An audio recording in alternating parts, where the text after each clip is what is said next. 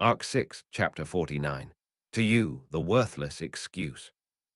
Translated by Archbishop, you Archbishop with contributions by Paper Lightning Yerek, /u/Yerek proofread by Shifty, /u/Shiftyfish 87 Frosty, /u/The Frustrate Manana Furuta, /u/Graced Harperd fan art created by Art Source, with English TL by Paper Lightning. All rights belong to TAPPEI Nagatsuki, the original author of Ray. Zero starting a life in a different world from zero. This is a translation of the free Japanese web novel into English-Japanese web novel source. Gradually, he becomes aware of a sensation of numbness coming out from his arm. Slowly but steadily, the scratch marks of Meili's dying throes were starting to vanish and heal. Realizing that he was being healed, Subaru turned his eyes away from his sleeve. Subaru. Well, this room was certainly the big deal it was made out to be. They'd said that the spirit who resided in this ivy-filled room healed the wounds of living beings, here in this room. That said, Subaru hadn't had the experience of visiting the room with any trauma up until now, had doubted how effective it would be. While relishing the sensation of his wounds actually being healed, he was being made to reconsider that he'd been unnecessarily suspicious. Meili, despite it being my dying message, Oni-san is style being awful. Subaru, Meili. But Beatrice Jan's judgment was terribly helpful, tilde. Thanks to her, the evidence left around your wrists will disappear. The shade of the little girl who is incessantly speaking inside his head annoys him. What really anguished him was that the girl's words really struck deep into his heart, to the point it was impossible to say that they didn't reflect Subaru's inner thoughts. He doesn't know whether this little girl's shade is running rampant due to being part of Subaru, or whether it had been because of her ghost literally possessing him after reading her Book of the Dead. TL note. It's more accurately illusion instead of shade throughout the chapter, but shade still sounds cooler and conveys the illusory nuance, so I left it like that. Whatever the reason may be, he mustn't bend his ear to what the little girl is saying. He mustn't listen to her.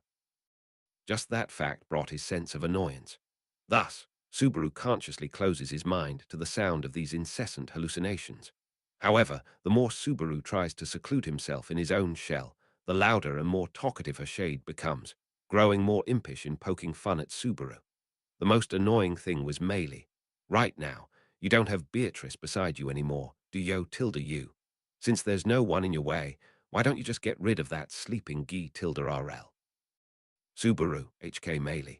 Hee. Don't start looking like you're about to cry. I know you're trying to ignore me, but you can't. Oni-san's such an adorable guy. The little girl's voice, which had no corporeal presence, was heard by Subaru as if it was a whisper in his ear. If he closes his eyes, it feels like the little girl's gently leaning on his back, her figure spitting out these sweet words to his ears, accompanied by sweet sighs. It almost feels like he is able to see her hallucination. She had been brought to the spirit's room for rest, and once again Subaru was presented with the same choice as when he had held the Book of the Dead. Beatrice was on her way to tell Emilia and the others that Subaru had left the Tegeta library and that she had brought him to this room.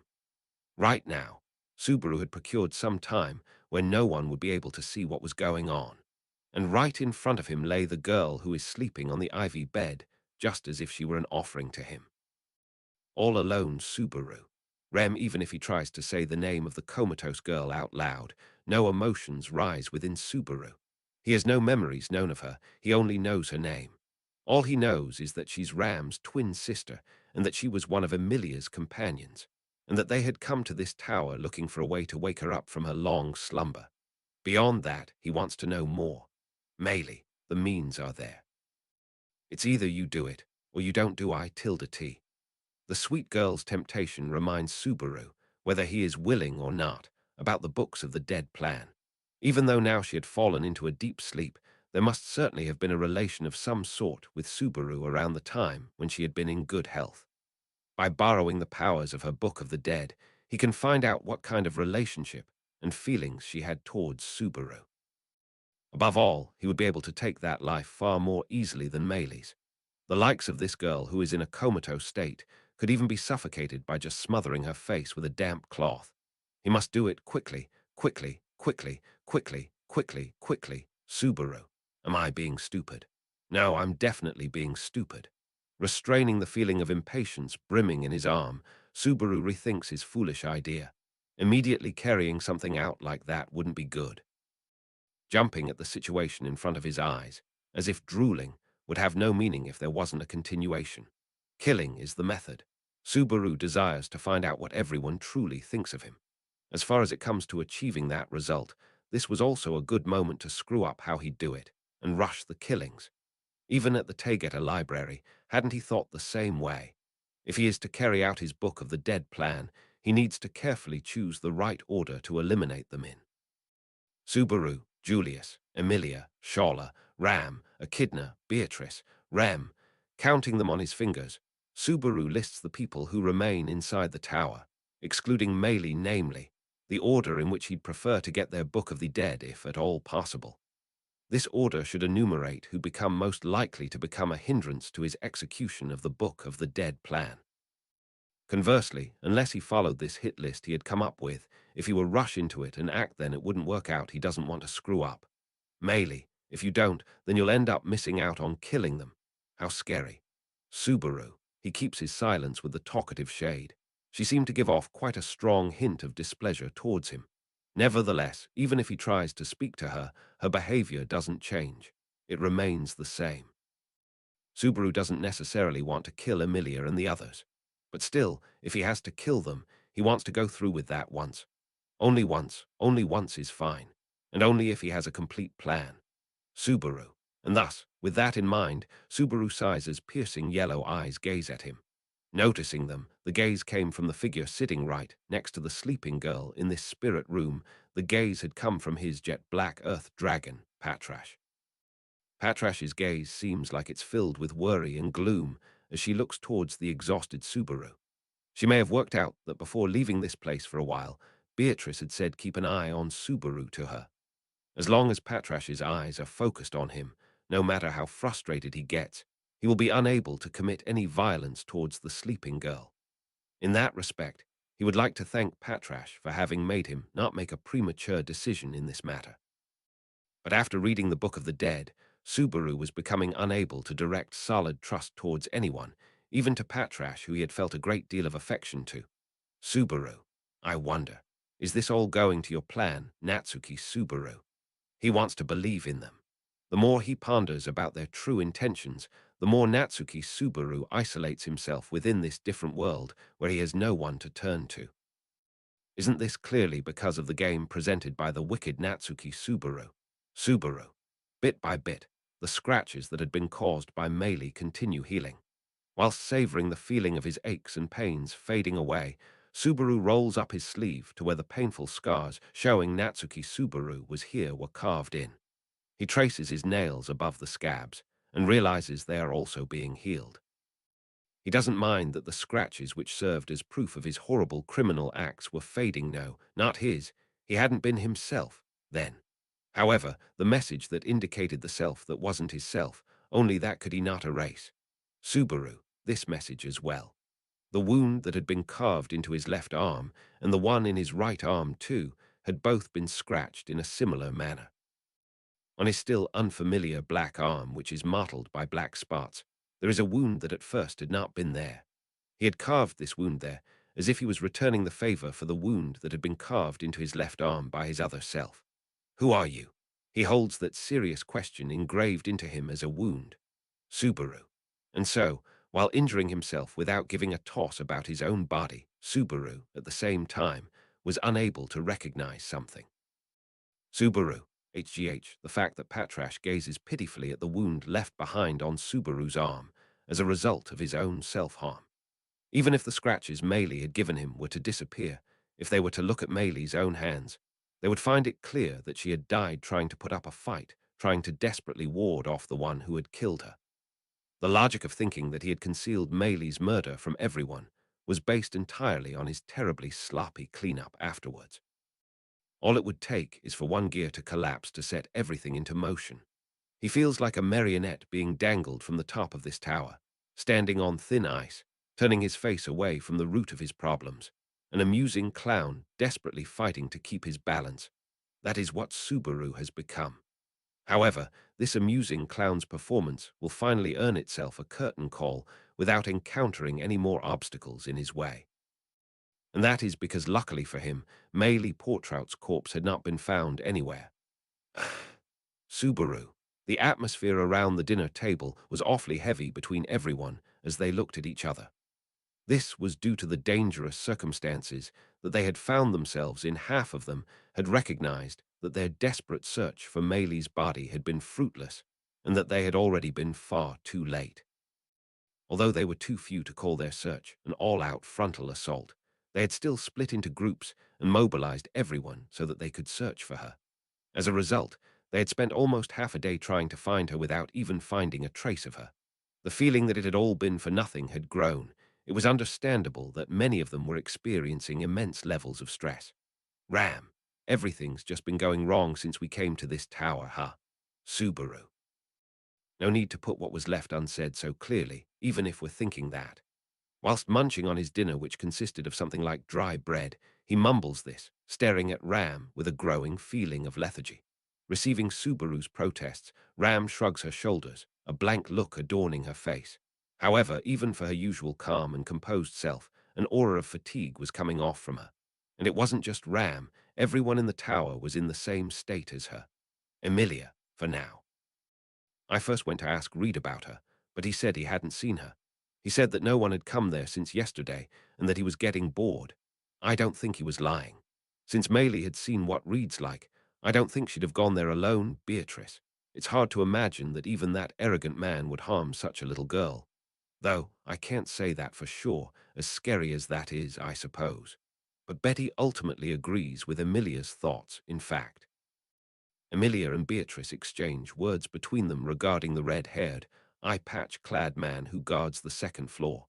Although in his mind that man had done nothing but cause him great torment, Emilia had faced him and more or less heard him out safely. It seems like she had managed to come back unharmed. Feeling a sense of relief by that fact, Subaru shook his head. There's no reason for him to feel such a sense of relief. Rather, he has no right to considering what had transpired before. He doesn't know if he even has the right to comfort Emilia. Echidna, can I mention one thing? It may sound cruel, but I want to propose something, and I am prepared that I may end up being shouted at because of it. Draining her bowl of bland soup, Echidna raises her hand as she finishes her meager dinner. Whilst facing everyone around the dinner table, she narrows her turquoise eyes and says, Echidna, searching for that little girl, I think we should stop for today. And from tomorrow, we should focus on trying to capture this tower again. What are your thoughts about that? Emilia, HK, we will do no such thing. What would Maylie think of us? Echidna, it is already too late. She has no way to think or feel anything. That was proved by Natsuki-kun's confirmation after he read her Book of the Dead. I am against further searching for her. Emilia had been the first to oppose Echidna's proposal, which could be said to have been both realistic and level-headed. However, Echidna's expression didn't waver when hearing Emilia's argument that had come purely from her emotions. However, on behalf of Emilia, who was at a complete loss for words, Beatrice spoke in her place. Wait, I suppose, Beatrice, your point at first seems to make sense, in fact. But it seems quite sudden for you to mention it, I suppose. Why is it that you want to stop the search for Maylie? Echidna. Was it really that strange to say? In this tower, the food supplies we brought in are limited, and as more days pass by, it will likely become more burdensome for everyone in each camp to stay here. If our stay greatly drags on, then you ought to think that a search party will be sent out to look for us. Ram, naturally. Emilia Sama and Anastasia Sama. Well, what's inside of her now is different, but both of you are esteemed candidates for the royal selection. You both shouldn't even be in this tower in the desert. Beatrice and Ram began to display a somewhat lukewarm attitude, beginning with Echidna's proposal. The suggestion, that went by the rules of rationality, served as a trigger for colder opinions, making the tense atmosphere around their dinner meeting more intense. Shola, G. This isn't much fun. If you're going to squabble, I'd rather you did it away from Master and I, but I don't mind either way. As for me, I'll build a happy family with Master, just the two of us. A girl first, and then a boy, and then another boy. When he doesn't deign to reply to Shola, who had slipped into the seat right next to him as she babbled on, sticking her tongue out at the tense atmosphere around her. She'd also shown this kind of attitude back at the library. Shola had pressed Subaru for a choice back at the library. What was it that she had wanted Subaru to say back to her? If she refers to Subaru as her master and completely idolizes him, then how far would she go for him? How far would she obey him if Subaru were to give her a command? Julius, we should stop arguing. Julius, with anguish etched across his handsome face, breaks the tense mood around them. He places his arm in front of Echidna and looks at Beatrice and Ram. Julius, Beatrice Sama, Miss Ram. As a member of her camp, I deeply apologize for Echidna's careless words. However, don't misunderstand what she meant to say. She didn't make such a proposal with only rationalism in mind, with no other meaning to it. Echidna, Julius, stop. That speech was Julius. Emilia Sama's camp may have lost the little girl that accompanied us here. That pain can be felt there. If possible, we should be more understanding in this situation. Hearing Julius' sincere remarks, Echidna stops herself from saying any more. Julius then turns to face Beatrice once again. Julius, for now, Anastasia Sama's body has been pretty much taken over by Echidna's spirit. It's true that in her current state we can't find a way to get Anastasia Sama back, but there are other issues as well. Echidna is with every passing moment consuming Anastasia Sama's ard. Emilia, her ard, so she's always been burning her way through it. Has it always been like that, ever since Anastasia-san became unable to be woken up? Julius. Indeed. I imagine that's why she wants to hurry to borrow the sage wisdom by capturing this tower. The rest of them react in shock at hearing Echidna's secret being spoken out loud by Julius. Echidna's secret had been revealed by her own camp member. Shrugging her shoulders at the people staring at her, she says, "Ah, Echidna, no point in trying to gloss over this. It is as Julius said. I don't think it's a good idea to consume so much of Anna's ard like this, which isn't really abundant in the first place. If I can, I want to return this body back to Anna as soon as possible. Emilia, even going as far as letting go of her human body so you're free. Echidna, even if I can free Anna's body, my own mind itself is being bound unfreely. I don't know how much you'll trust me with what I'm saying, but Echidna paused for a moment and then continued her speech. Echidna, essentially, one's very vessel should contain its own being. Even if you just borrow the outer shell, if the insides doesn't come with it, it will fall to tatters and become unnatural. And that's just plain awful. Everyone. Casting her eyes down, Echidna's words had been relentless, as if she were cursing herself. Her story had struck Subaru's heart to its very core as he'd listened in casually. If you just borrow the outer shell, and the insides don't come with it, that pierces his heart really profoundly. Echidna, anyways, that is why I want to hurry up and capture this tower. By all means, if you don't believe what I have said, you can let someone like Beatrice poke around this body just to make sure. I suppose they will immediately see how distorted I am as a spirit and how much ard I have consumed. Echidna leaves to the others the proof of her own situation without noticing the turmoil brimming inside of Subaru, brought upon him by her words. In fact, after being nominated, Beatrice takes Echidna's arm and probes into what in principle is her body. It seemed like Echidna's words were proven to be true. And receiving that result, Emilia. Okay. I understand the difficult circumstances that Echidna and Anastasia-san are in. It's no wonder you want to hurry up and climb all the way up to the top of the tower. Echidna, I do not know if this will bring you peace of mind, but if it is as it is said, and the sage in this tower is omniscient, possessing esoteric wisdoms, then it is possible that he may also know the whereabouts of where the little girl disappeared. When putting it this way, I really do know how unfair it is, but Emilia, no, thank you. It's better than having no hope left at all. You're also looking out for me, and Maylie too, aren't you? Echidna, maybe. Or maybe it is just that mine and Anna's body is far too cute. Echidna, her face showing traces of awkwardness, turns away from Emilia, who seemed prepared to accept her claim.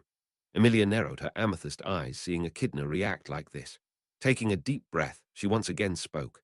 Emilia, I am really worried about Maylie, but I also get Echidna's point. So, starting from tomorrow again, let's do our best to try and get to the top of the tower.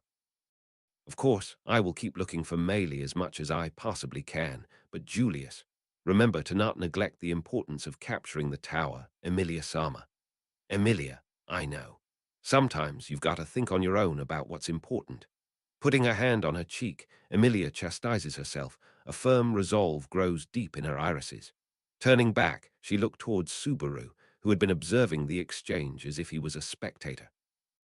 For a moment, the intensity in her gaze overpowered him, but the words Emilia continued with did not scathe into him. Emilia, is that okay with you too, Subaru? Subaru, I guess that's okay. That way Meili can also rest in peace. No, I guess we all need to move forward. No, that. Why are you asking me? Emilia, because Subaru read Meili's book. When I saw Subaru's reaction immediately after reading it, That's why I think the one who is the most worried about Meili should be Subaru. Emilia reminded him about it. Hearing her words, Subaru held his breath. It wasn't just Emilia who was looking at him.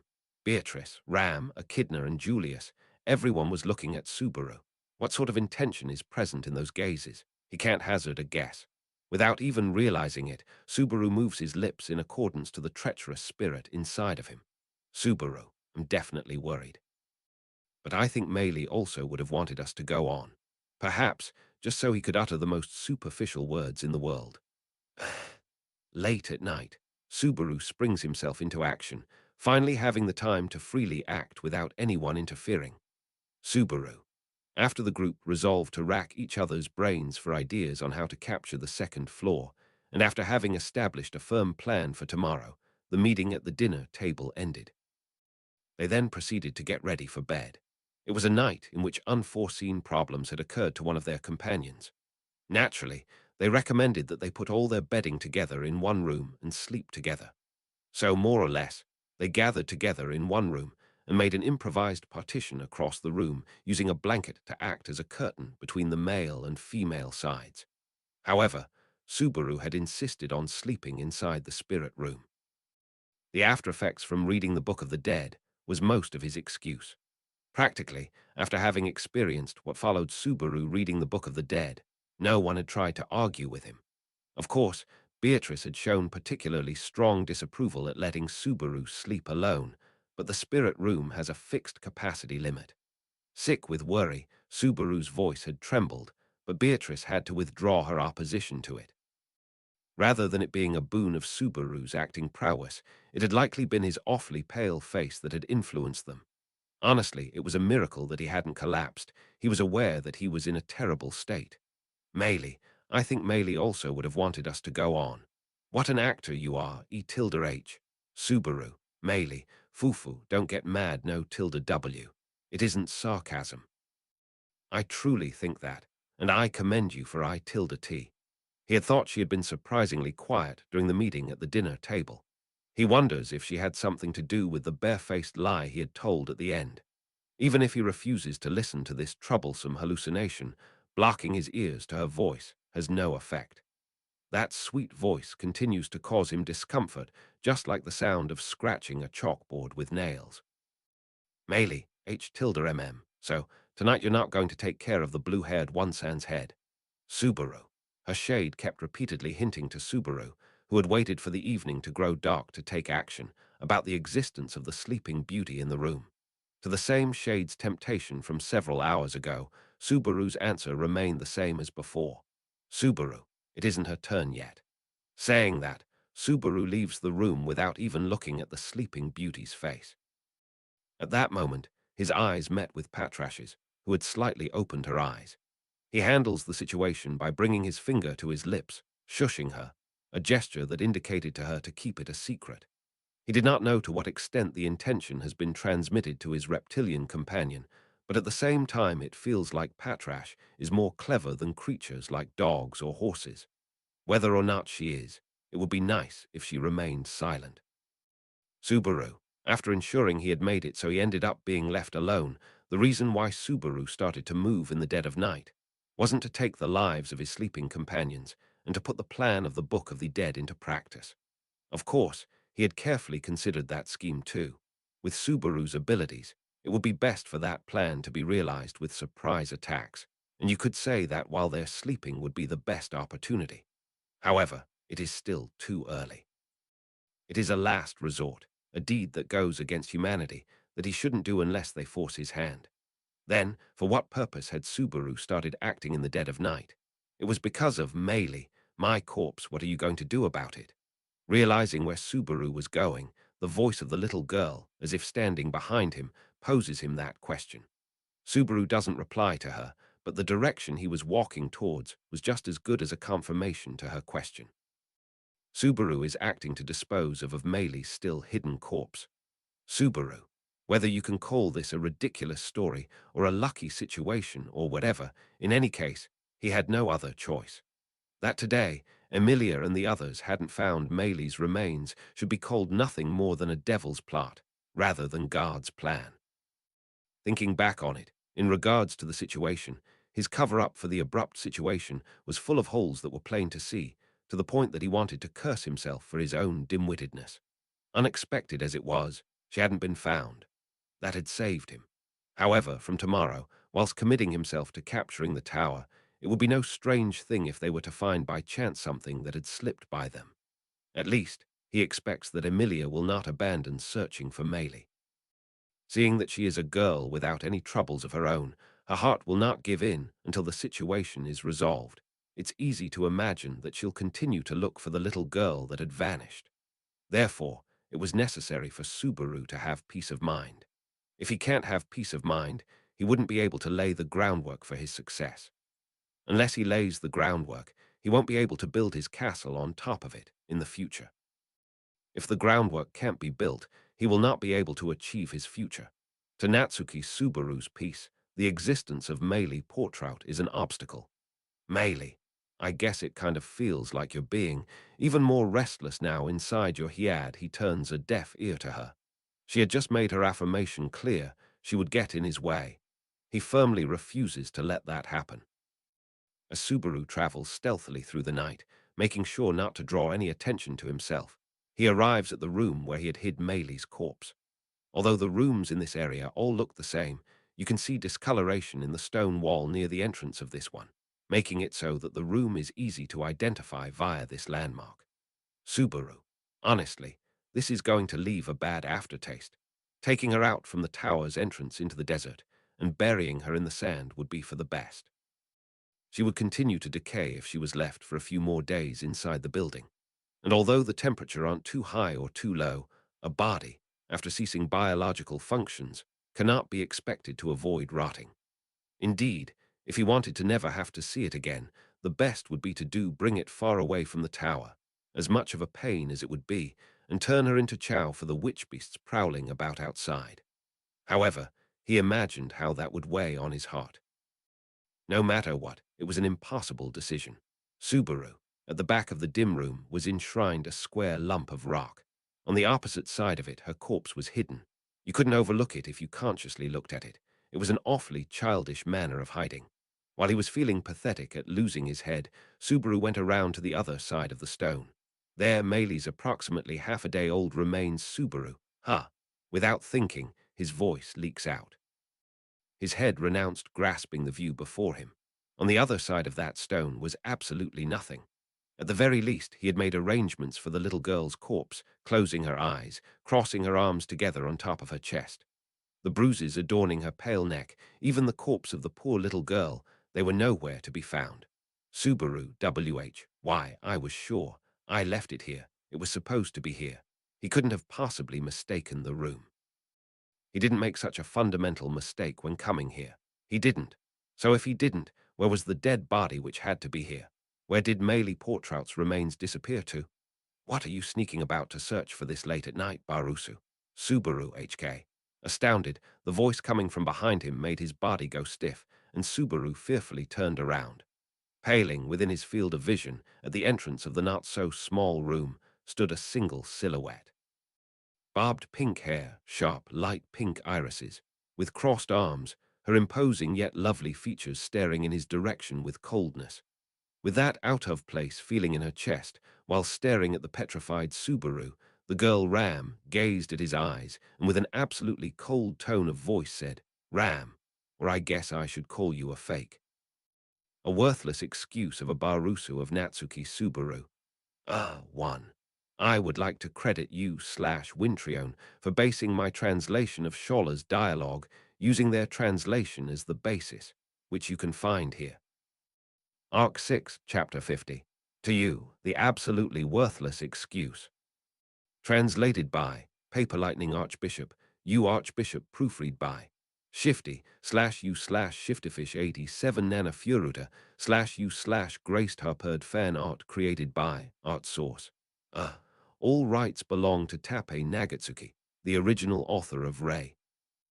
Zero starting a life in a different world from zero. This is a translation of the free Japanese web novel into English-Japanese web novel source. At the sound of her cold voice, Subaru literally felt his heart freeze. Subaru. Looking back at the front of the room, Ram stands still at the entrance, her light pink irises ablaze, quietly boring into Subaru. Though Subaru had only came in contact with her a few times before, he had rarely ever seen her reveal such emotion on her face in that Ram. There was a fervor that easily betrayed that impression. Subaru, NHH, Ram, what are you getting so flustered for? Ram asked you a question. Answering is Barusu's no, answering is your duty. TL note. Ram switches from calling him Barusu to using Anata instead. Subaru, I am just. Ram, just. Promptly, Subaru's head begins to spin as he tries to explain himself. Somehow he needed to move his tongue, curse his sluggish mind for its initial response, and meet this situation with a silver tongue. However, in addition to having been thrown into this unexpected turmoil, in the first place, before this had occurred, Subaru hadn't even processed how Meili's corpse had disappeared. He hadn't even prepared the words to talk his way out of things. He wasn't even able to prepare to come to grips to what was happening right before his eyes. All that Subaru can do is open and shut his mouth awkwardly as he tries his best to not to say anything improper. Even though Subaru's manner now supported his suspicious behavior louder than any words could. Subaru. Ram narrows her eyes at Subaru's silence. The coldness in her gaze, which he had already thought to be at the level of absolute zero, falls even further. It almost feels as if he had been assailed by a sharp, bone-chilling blizzard. While desperately trying to keep his knees from trembling, Subaru slowly starts to understand. Too little too late. Had he been set up?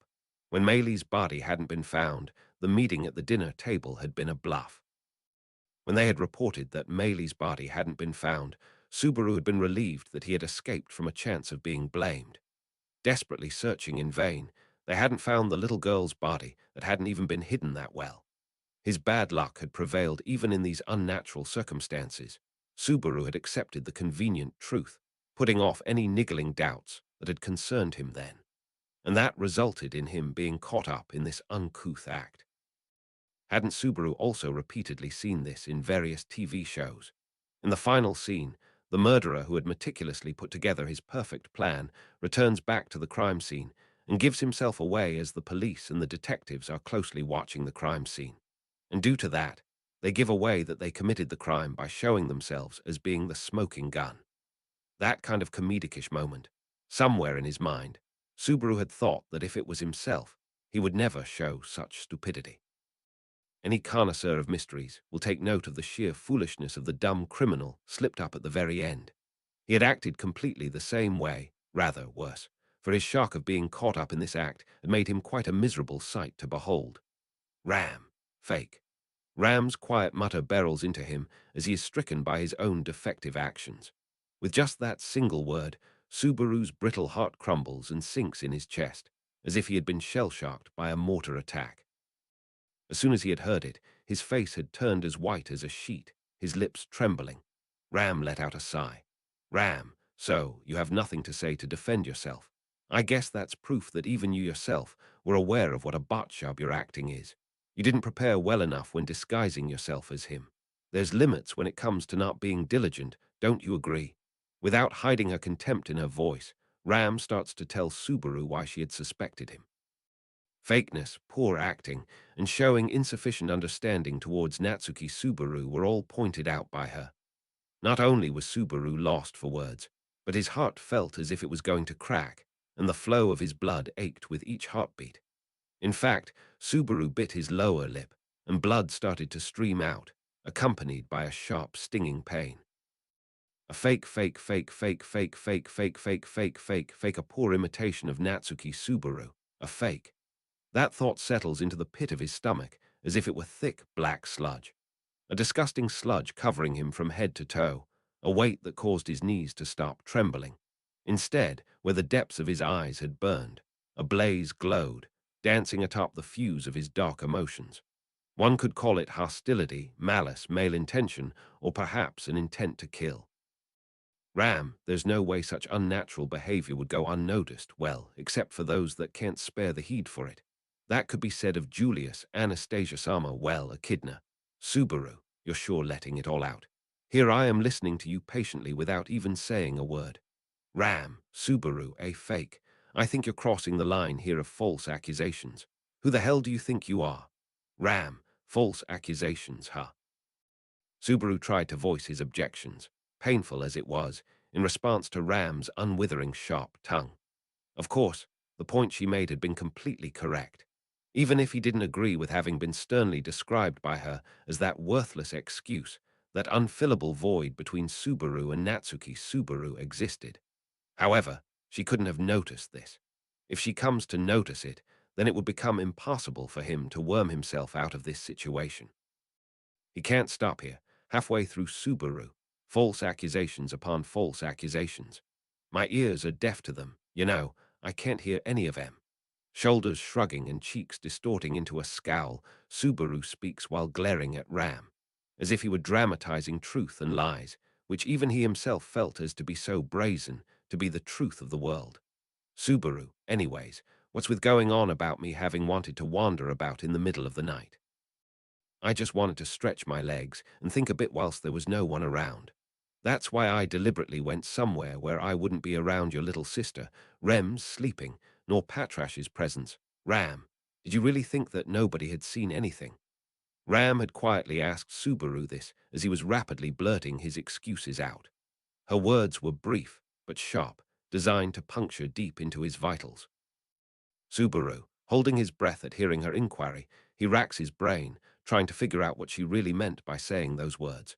See, seen, not be seen, can't have seen. Where had Ram got this word from, see? What does she mean by this? Meili's corpse. Or perhaps the Meili from before she had become a corpse. Or had she seen him working on hiding Meili's corpse? Or maybe Ram. Nothing. Even if it was your plan that nobody would see anything, the Earth Dragon was diligently watching your strange behavior. And because of that, Ram was also able to watch you in the same way. Putting her fingers to her lips, right in front of him, Ram deliberately makes a scene out of showing this particularly uncouth gesture towards Subaru.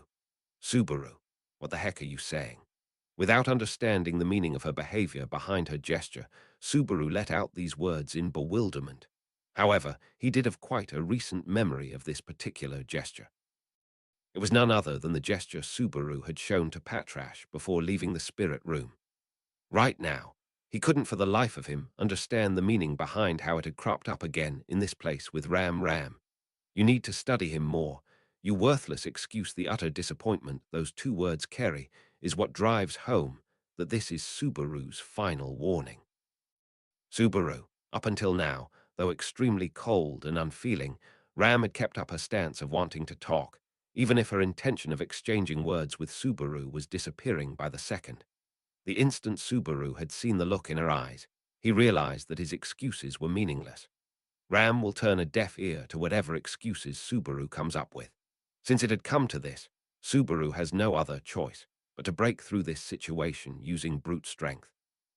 In that moment, Subaru starts to consider how to kill Ram inside of his head.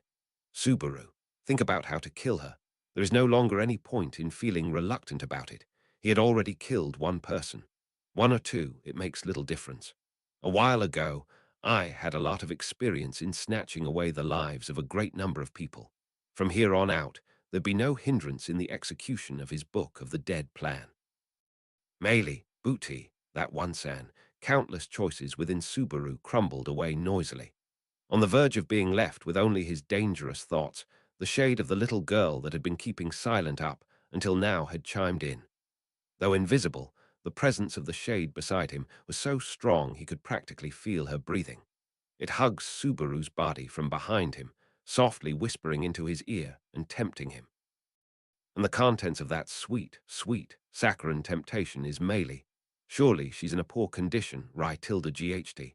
Her center of gravity on the left side, its balance is po tilde or. Those sweet whispers had whispered to him the weaknesses of that awe-inspiring, yet terrifying girl when it comes down to it. She had given him instructions on how to kill her. She is smaller than him. She is weaker than him. She has less experience when it comes to killing. With the knowledge she had accumulated by spending so much time with the assassin in black, it should be easy to kill this woman. Melee, knock her over towards her left-hand side and bash her head against the wall. That'll do the TAPPEI.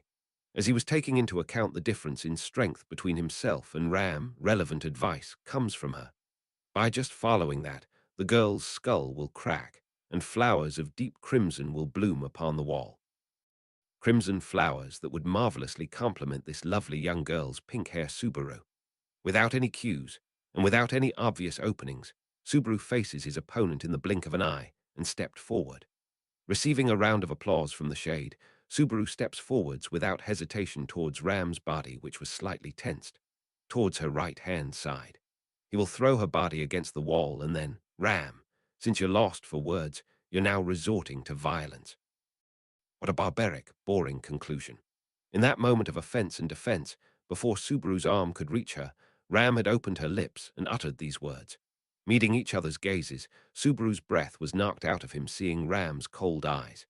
Ram, did you really think that the so frail and feeble Ram would challenge such a barbaric man alone? Rather than mocking him, Ram's words feel similar to pity. As she speaks, Subaru hears a crackling sound in the air mingling in with her voice. In fact, he was not hearing things. The moisture in the atmosphere freezes rapidly. The air around him was being forcibly changed from gas to solid. Subaru, WHA. That crackling sound he had heard had been caused from Subaru's own foot stepping against the pile of ice rising at his feet. It had stopped him in his tracks, causing him pain. Subaru, ice. Ricocheting from the hard, cold impact, Subaru could hardly believe his eyes. But the transformation didn't just stop here. Bars of ice weren't just materializing where his foot had been, rather, they rose from all around him, enclosing him, materializing into an ice cage. Subaru, you're kidding me. What the magic? In the blink of an eye, the ice cage finishes materializing. Subaru was completely trapped within. Seizing the bars of ice with his hands, Subaru tries to violently shake them in an attempt to break that prison. However, his efforts only result in him being astounded at the strength of the ice. The bars did not yield even an inch. Even if he kicks and punches with all his strength, he doesn't at all believe that he'll be able to break through. And thus, Subaru had been imprisoned within that ice cage. Everything would have been so much better if Ram had been wrong about this. Looking at him with her sad amethyst eyes, Emilia comes into view from behind Ram. What had happened was hardly surprising. Subaru finds himself dumbstruck like a monkey inside a cage. Subaru, Ram and Emilia had banded together to restrain him. That much was obvious. Unlike Subaru, however, they had the option of cooperating with each other. From the very beginning, the choice of trying to go against a dangerous person alone wouldn't have cropped up for them. Ultimately, Subaru had definitely been dancing in the palm of their hands at every step of the way. Ram, in this scene, you won't be able to aggrandize yourself with frivolousness, never mind chattering away with your unproven twaddle. As an actor, I can barely say that you are below third rate, let alone second rate. Ram spits this out, crossing her arms and looking at Subaru sitting in the cage. Looking at her, he noticed that she hadn't even moved a single step away from the place where she had first made her entry. Even worse, she hadn't even changed her posture. Between her and Subaru, that's what differed between the two actors, that's it. Ram, with such acting, only a seriously oblivious person could be fooled. Then, who the most mentally tough person was amongst everyone, you needn't even consider there. Emilia, from that way you're speaking, aren't you praising me? Thanks. Ram, you're welcome. Next to Ram, who had reacted with a faint air of bitterness, silver hair flew up as Emilia stepped forward. Judging by what Ram had said, this ice cage had been handmade by Emilia. In other words, it can be concluded that this was a kind of magic she is able to use. Had he not been stuck in this situation, Subaru would have definitely been impressed by her enchanting ice magic, which suited its owner's beautiful, mystical face quite well. But seeing that practically he was a captive in the ice cage, and witnessing just how strong it is, At a glance, he can understand the difference in strength between him and her, and just how inferior he is.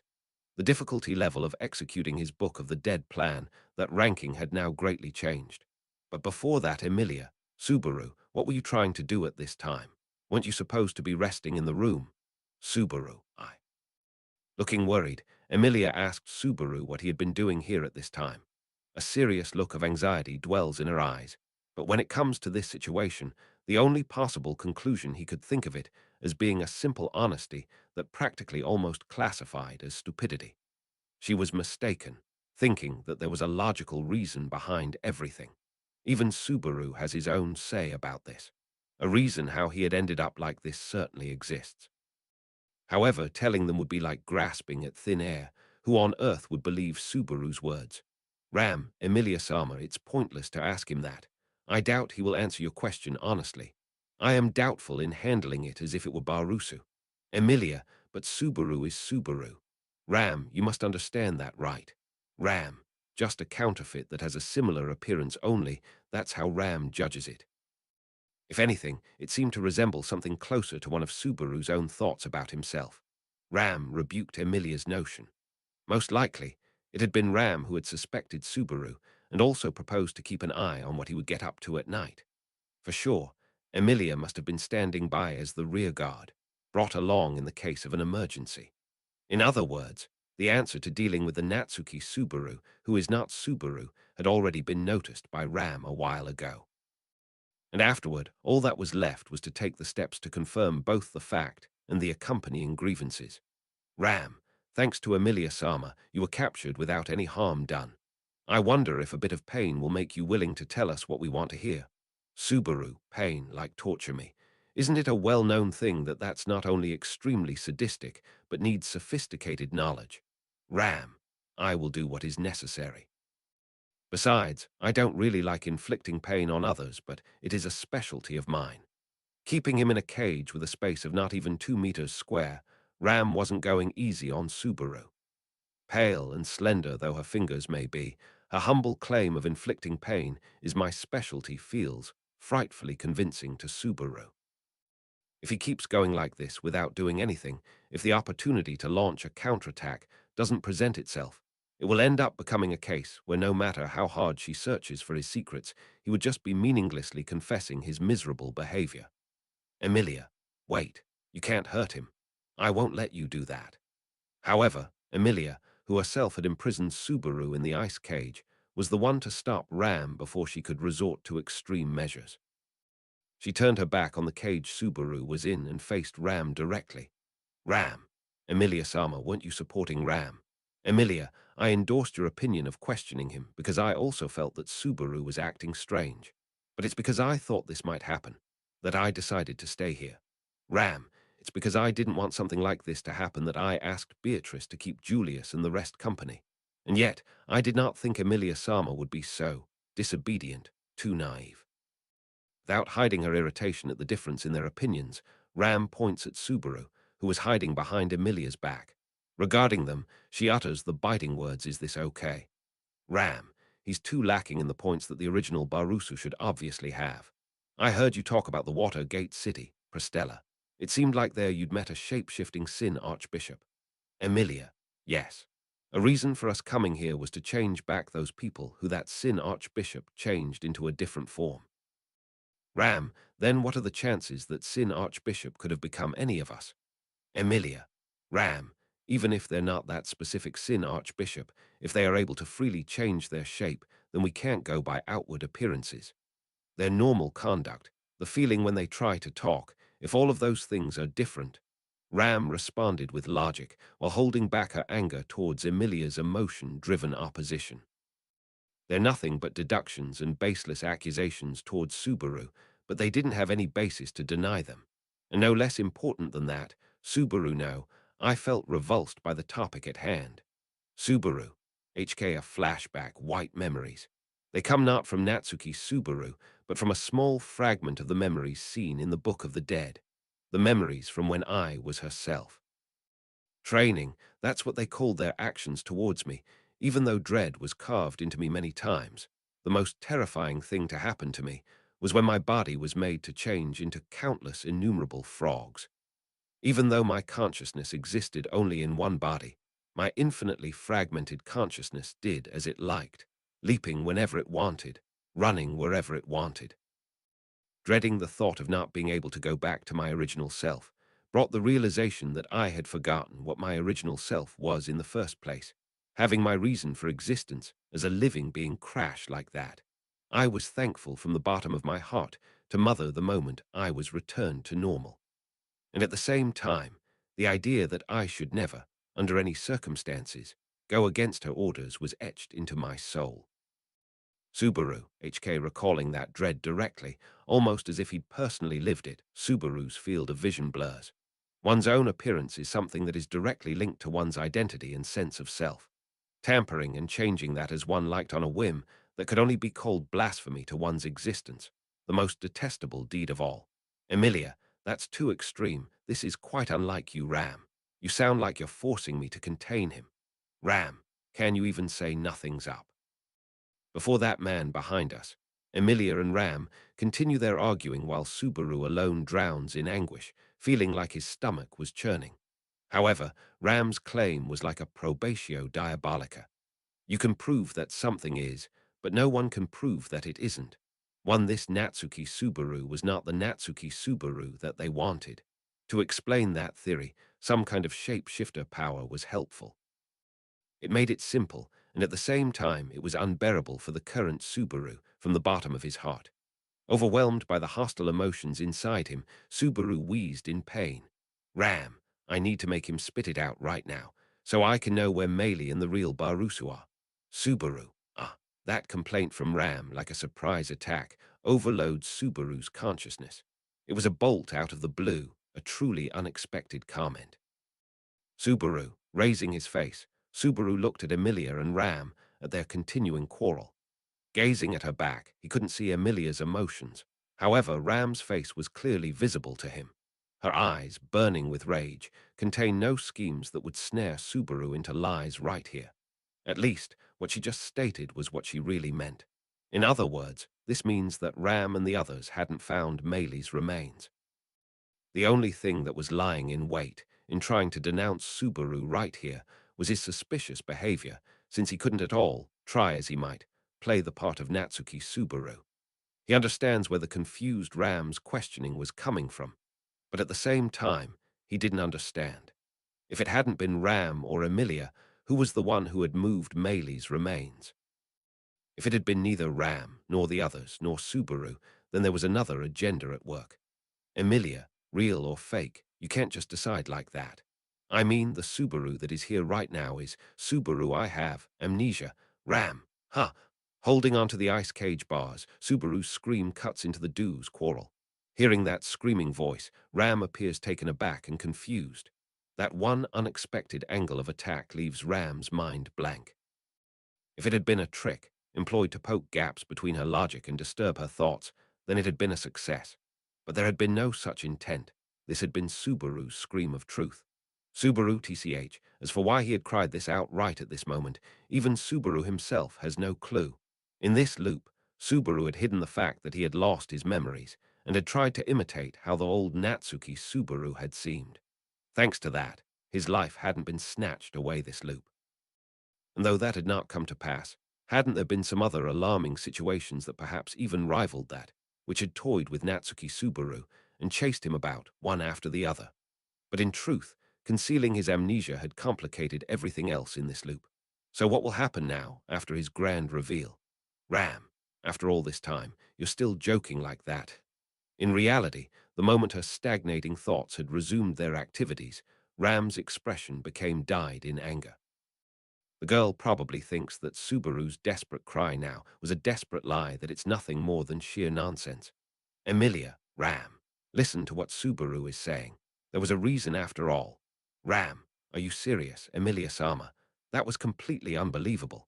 With arms stretched, Emilia stands in front of Ram, rallying with Subaru's words.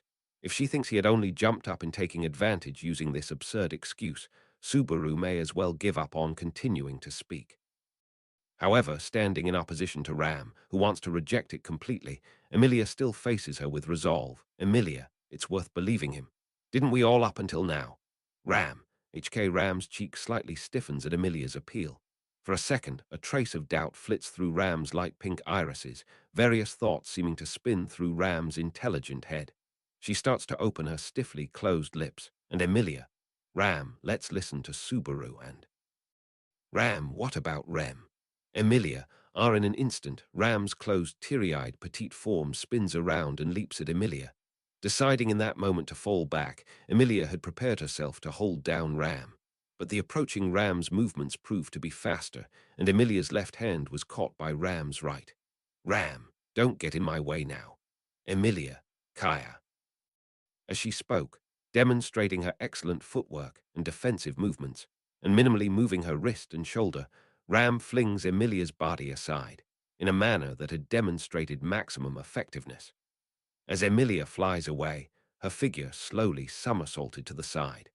Through her surprise at her world's sudden revolutions, she quickly grasps her situation and attempts to swing her long legs onto the floor below. Emilia, HK, in the spot where Emilia landed, lay one of Ram's shoes which she had flung off. Tripping over it, Emilia loses her balance and lands on all fours. In that close combat, Emilia had been overwhelmed by Ram's technique, and Ram slips into the gap created, thrusting her wand between the bars of the ice cage towards the tip of the frightened Subaru's nose. Ram, I dare you to say that again. Subaru, it's not like that. Ram, with that face and that voice. That you forgot Rem one more time. Gritting her teeth, Ram was collecting something on the tip of her trembling wand, and he knew what it was. It was invisible to the eye. A power which you would probably call mana was accumulating in front of his eyes. But even then, Subaru couldn't follow with any words. He couldn't think of what to say to Ram, to that girl in front of him hanging on the verge of tears. If he wasn't Natsuki Subaru, but Natsuki Subaru, would he have been able to do it? Emilia, you can't, Ram. Stop. Emilia, having just clambered back to her feet, screams in an attempt to stop Ram. However, she doesn't make it in time. Emilia, a white light blinks through the ice cage's bars, and the shark engulfs Subaru. That shark flings his body all the way to the back onto the ice bars, the back of his head banged against them. Subaru, HGH's head shook violently, and his consciousness became hazy. Without even having time to explain himself, Natsuki Subaru's consciousness slipped away. Subaru, ha! Letting out a faint, weak groan, his consciousness starts to resurface. Gradually, his consciousness rises to the surface from the sludge of darkness. Feeling as if he were somewhere vast, steadily accelerating, stretching into reality, and finally Subaru Gur. Oh! In the instant in which he'd been about to flit into consciousness, he had been yanked up by a force that felt like it had seized him by the scruff of his neck. Sharp, hot pain burned within Subaru's mind. Groaning and writhing in pain, Subaru wakes up on the cold, hard floor. Subaru. Oh, ow, oh, what is this? His body roused by throbbing pain, Subaru reaches out his hand to his left shoulder. The moment he touches it, scorching pain once again burns across his mind. He couldn't move his left arm at all. Subaru, did it get yanked out of my socket? Is it dislocated? I never felt this one before, dangling about. His arm cannot move to his will down from his shoulder. However, when he had tried to move and touch it, he had felt a sharp pain. Thus, Subaru stood up with great care. Looking around at his surroundings, he sees that there was nobody around. And this room was Subaru, the room where I hid Meili. In other words, he was in the same room where he had been conscious up until just before. As evidence for that, behind Subaru, the ice cage Emilia had magically crafted was still there. It was strange that Subaru had been lying down outside of the cage. Looking at the cage, it didn't appear opened, and it didn't look like he should have been able to get out of it by any normal means. Subaru. So does that mean my shoulder was? Thinking to that degree, Subaru notices the relationship between his dislocated shoulder and his escape from the ice cage. The gaps between the bars of the ice cage were so small that it would be impossible to get through them unless he was the size of a child. By force, it should be possible to get through with his shoulder dislocated. The question is, how did Natsuki Subaru manage that whilst unconscious? Also, Subaru, where have Emilia and Ram gone? Within the room, the girls who'd been arguing with each other not long ago, or even about to kill each other, their figures were nowhere to be seen. That situation was far too unnatural. No, it was more like a terrible situation than an unnatural one. Subaru had been knocked out of consciousness, and thus knew nothing about his shoulder's dislocation, or Emilia and Ram whereabout, or anyone else who should have been here. Subaru looks around the room, wondering what had happened during his unconsciousness, looking to see whether anything strange had occurred, and there he saw it. Natsuki Subaru was here Subaru. On the walls, everywhere he could see, those words were engraved. Cut into the stone wall, crudely shaped words were carved as if scribbled into a notepad. Had it been the fragment of stone that was near the wall that had done that? It seems like it was part of the stone that had been in the back of the room, which had been originally used to hide Meili's dead body. Using that stone fragment, the phrase Natsuki Subaru was here was engraved onto the wall. If it was just that, then the impact had not been as great as when the same words had been carved into his arm. Under the influence of the surprise and astonishment that the redux had brought along to him, he should have laughed it off as no big deal. But however, Natsuki Subaru was here, Natsuki Subaru was here, Natsuki Subaru was here, Natsuki Subaru was here, Natsuki Subaru was here, Natsuki Subaru was here, Natsuki Subaru was here, Natsuki Subaru was here, Natsuki Subaru was here, Natsuki Subaru was here, Natsuki Subaru was here, Natsuki Subaru was here, Natsuki Subaru was here, Natsuki Subaru was here, Natsuki Subaru was here, Natsuki Subaru was here, Natsuki Subaru was here, Natsuki Subaru.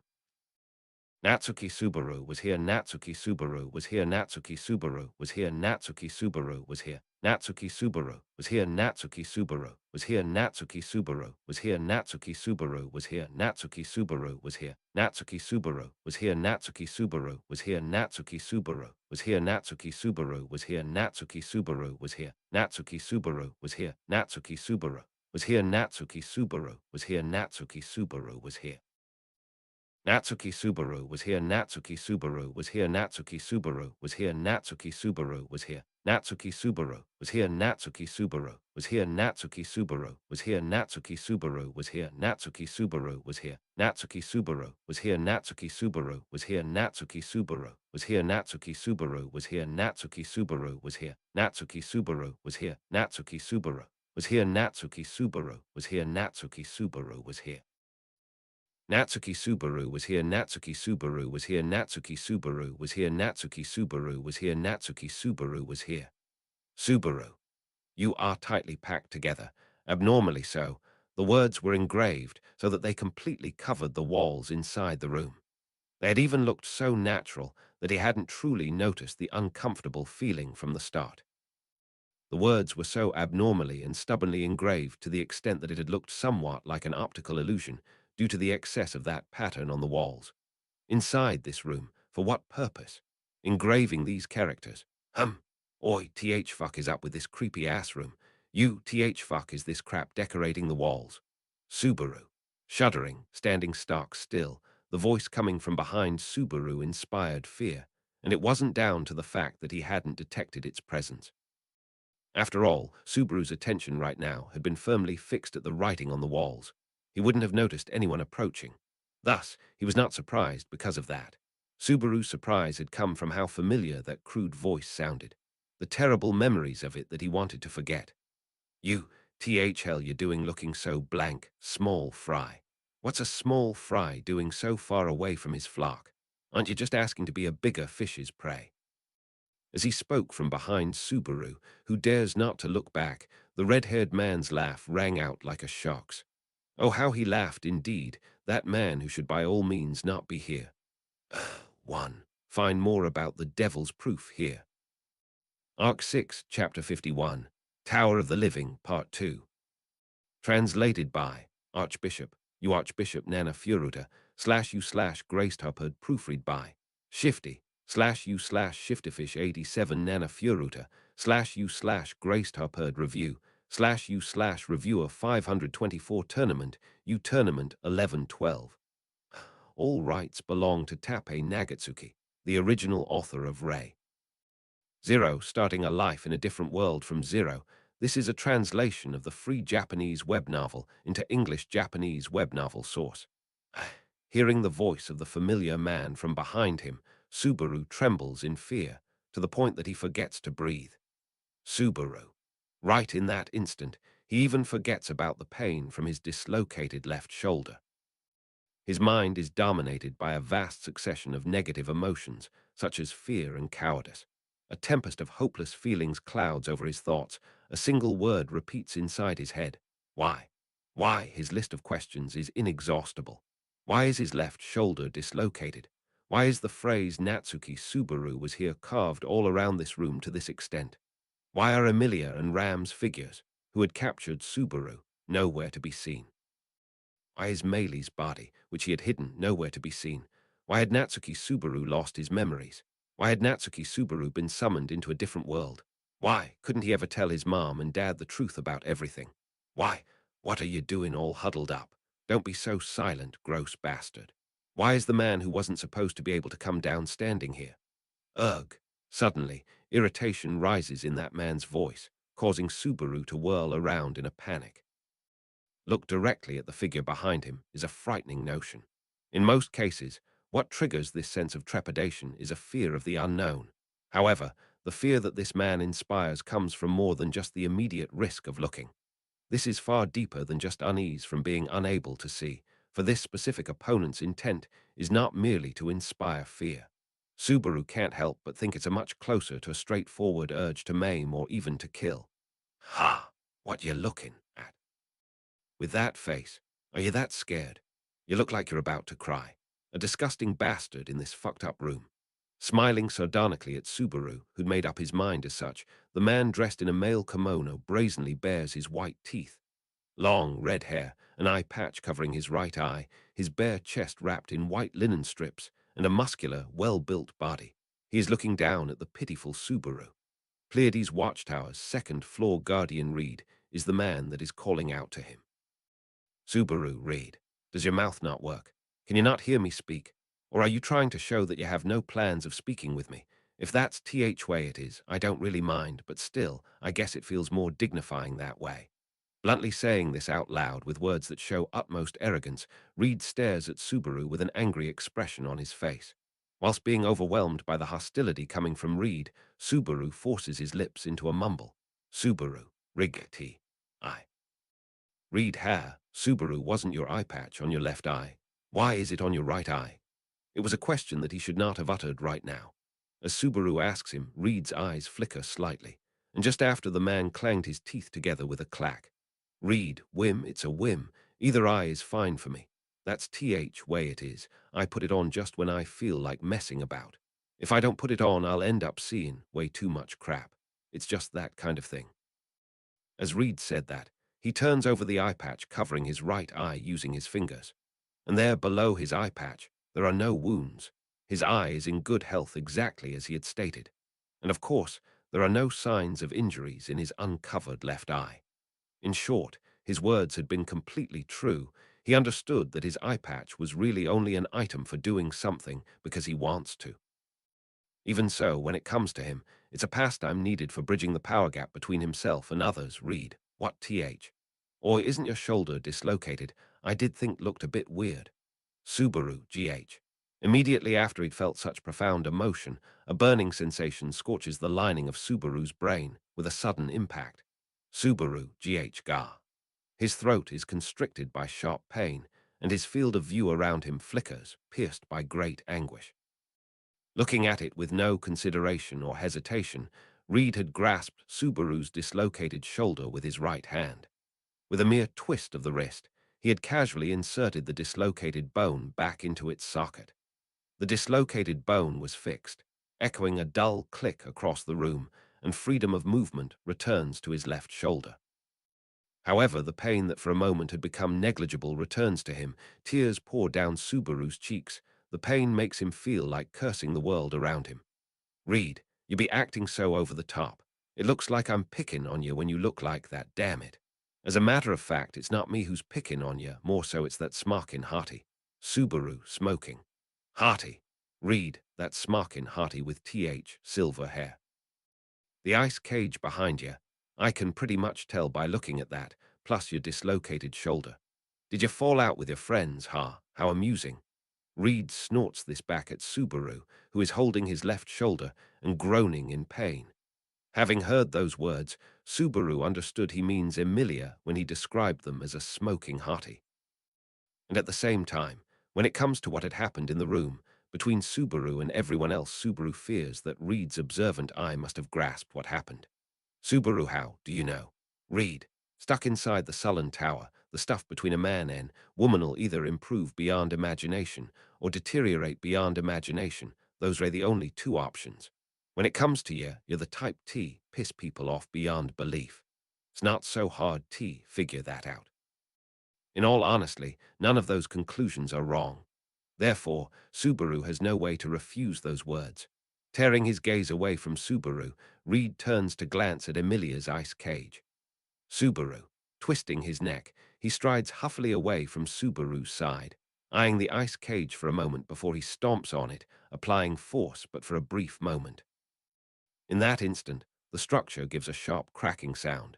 In the next, the destructive force spreads to all of the resilient prison, shattering the lattice entirely. Needless to say, no matter how hard Subaru had tried, he couldn't shift that ice cage even slightly. The cage's integrity had refused to yield. Whether in terms of magic or strength, with a simple glance, the disparity between is immediately revealed, leaving Subaru dumbstruck. Putting his reaction to one side, Reed stretches his hands and feet lightly. Reed, well, looks like you can move it again all right. Excellent, excellent indeed. Muttering that, making sure he had some kind of feeling there, he slowly steps out from the room. He takes absolutely no notice of Subaru, who stood stock still, perplexed out of his mind by that attitude. The confusion still hadn't settled down. He isn't able to completely grasp what happened, but he knew that in this place, taking his eyes away from Reed would result in nothing good. Subaru, wait up. Didn't you say you couldn't come down from the floor above? Why are you walking around this floor like it's normal? As Reed walks along the corridor of the fourth floor with complete indifference, Subaru rushes out of the room. Quite unpretentiously, staring at Reed's back as he strides across the floor with an air of majesty, Subaru throws out that one question which had been inside his head since the very beginning. In response, Reed waved his hand without looking behind him. Reed, when did I say I couldn't walk out second floor? If that's what you're saying, then isn't that a little bit unfair? Don't worry. Your assumption that I can't leave has a bitter truth to it. I only became able to leave Jus now. Subaru just now, wait, so may I ask why the premise collapsed? Reed, I'm not gonna give you a full lecture air and explain everything. I can walk about. You're about piss yourself. That's the end. Ah, wait, it's not end yet. Following Reed in his wake, Subaru catches up to him. Changing the tone of his voice, Reed narrows his eyes at him. Subaru's body shrunk in place. As Reed distorted his cheeks at him, it looked like he could kill him just with his sharp eyes. The red-haired swordsman who didn't carry around weapons, unarmed. With merely the glint in his eyes, this man's gaze would be enough to put someone to the sword. Subaru takes a deep breath. Subaru, WH. What the Reed? Excellent, keep blustering on like that, you.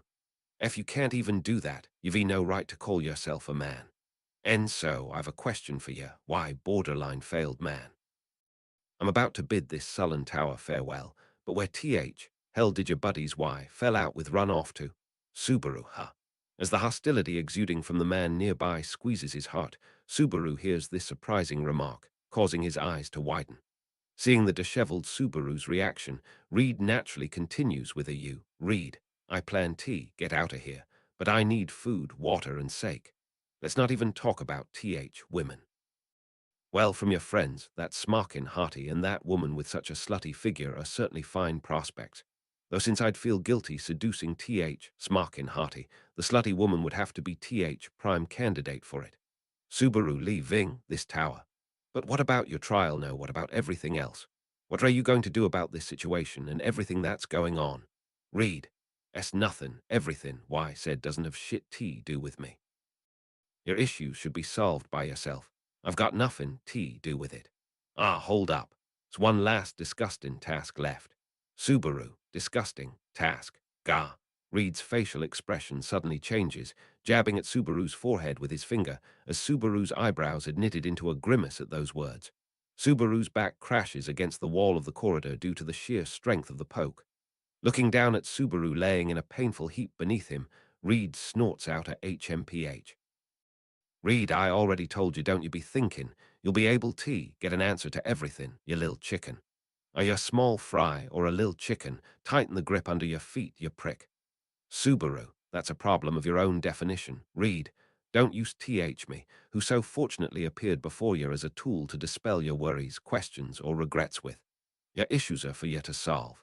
Don't use me as a crutch. Subaru, calling those words akin to something like irritated was not be quite right. Feelings of irritation have some emotion to it, but Reed does not care at all about Subaru's existence. You don't get emotional over someone you don't care about. Thus, there isn't any irritation present in his voice. However, just these, over the shoulder, words were enough for Subaru to feel as if a knife had been stuck into his heart. Groaning from that pain, once again the questions left behind filling Subaru's mind lurch as if they were going to bury up his heart. But just before that happened, Reed, it came. Swiveling his head to look towards the end of the aceway, Reed grumbles this as if something was up. Lifting his head up, Subaru's eyes are also lured towards that direction, pointing them towards where Reed was looking at. However, he couldn't spot anything different there. However, he realizes it late. Crouched down, his buttocks against the floor, he notices it. A faint tremor. The tower is shaking. Faintly, not quite on the same scale as an earthquake, but he felt tremors nevertheless. Reed, clacking his teeth together and laughing, his eyes shining, Reed steps forward, sandals firmly treading against the floor.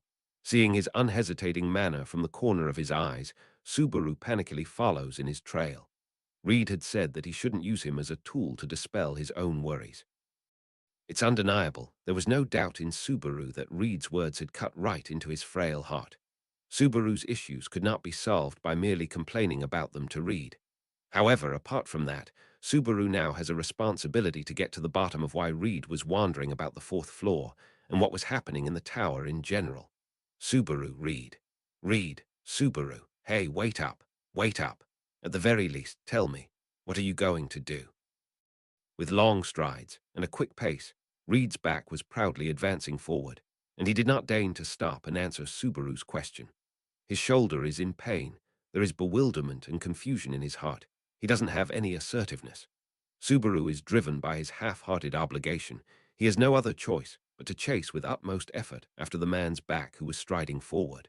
And suddenly, the back of the man with the swaying long red hair abruptly ground to a halt and stopped. Reed had stopped his feet as he reached the spiral staircase present in the atrium at the end of the corridor. It was the place where the amnesiac Natsuki Subaru had twice been pushed to his death.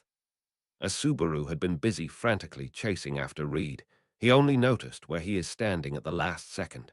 He holds his breath, frozen in place. However, his desire of wanting to break the deadlock in the feelings of hopelessness surpasses the feeling of avoiding this place that brought about his death and gives Subaru the strength to move forward. It wasn't the place that had killed Subaru. It was evil that had killed Subaru. It isn't the place that ought to cause him to harbor these feelings of avoidance. Rather, the main cause of this should be attributed to the culprit. Subaru, the beating of his heart, and the sound of his blood flowing through his veins feel frightfully loud. Ignoring that, Subaru wipes off a bead of sweat and pushed on forwards towards where Reed had stopped. He's standing at the edge of the drop, looking down below at the scene beneath his eyes. Wherever he may be, he is a man who really suits the posture of looking down on things. Whilst thinking such a useless thought in the depths of his mind, Subaru follows his gaze. Following his gaze, he finally notices it. Having been lost in his noisy heartbeat, the sound that he hadn't heard before was now audible to him. Subaru, right beneath him, at the bottom of the large staircase, on the fifth floor, having appeared out of nowhere, a repulsive herd of witch beasts of flame were filling up the hall, presenting to him a spectacle of absolute hell. Witnessing this display from beyond even his wildest imaginations, Subaru's senses went completely white. Subaru. The cracking of the scorching crimson flame and the sound of countless wailing infants dwelt in the tower. Connecting those two factors led to only one conclusion. That was, this terrifying witch beast, which wore a mane of flame around its neck, is only one part of a violent chaos of a horde. 4 legs and a torso akin to that of horses, an upper body with arms that are comparable to a human's, and a gaping more complete with fangs spreading through the human half. The dreadful heat's flames were about to scorch and devour the oxygen within the tower. There are about 20 witch beasts here, more or less. He can see them rampaging about below him on the 5th floor. The dreadful heat reaches below towards Subaru and Reed, who are dozens and dozens of meters above. Flinching back, being taken by surprise by this heat wave, to the extent that he felt like his eyeballs dry up in an instant. Really, what is going on? Reed, so there's some creepy-ass witch beasts here, huh? You know what they are. Subaru, I don't know. It's the first time for me too seeing these witch beasts, other than the huge earthworm. Ah, next to Subaru, who cannot keep his eyes off of the scene, stands Reed looking at the exact same spectacle, issuing that question to him. Subaru shakes his head at that query, his voice unintentionally trembling at the change in his view.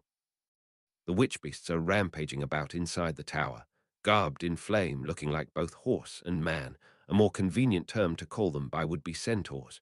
The centaurs let out a piercing yell. Coming out from their warped maws is a violent yell, a shrill roar as if caused by sheer fury.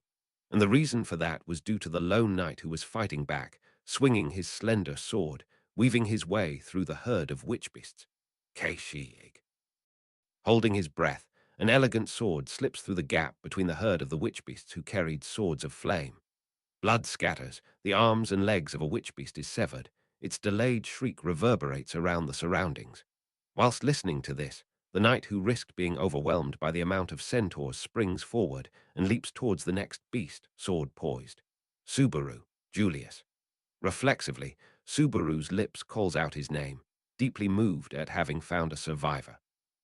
He can't tell which emotion is stronger within himself, the one of joy or grief. Nevertheless, immediately after his consciousness leapt he had done something unknown. There had been a situation like that once when he found himself with Maylee's corpse beside him. He can't say for sure if the next time he meets with someone, whether they'll end up as a corpse. There's always such a fear in him. Therefore, it was good news that he had broke through this fear. Subaru, putting aside the expression of surprise from above, beneath Subaru's eyes, Julius wields his sword and continues to fight against the witch beasts.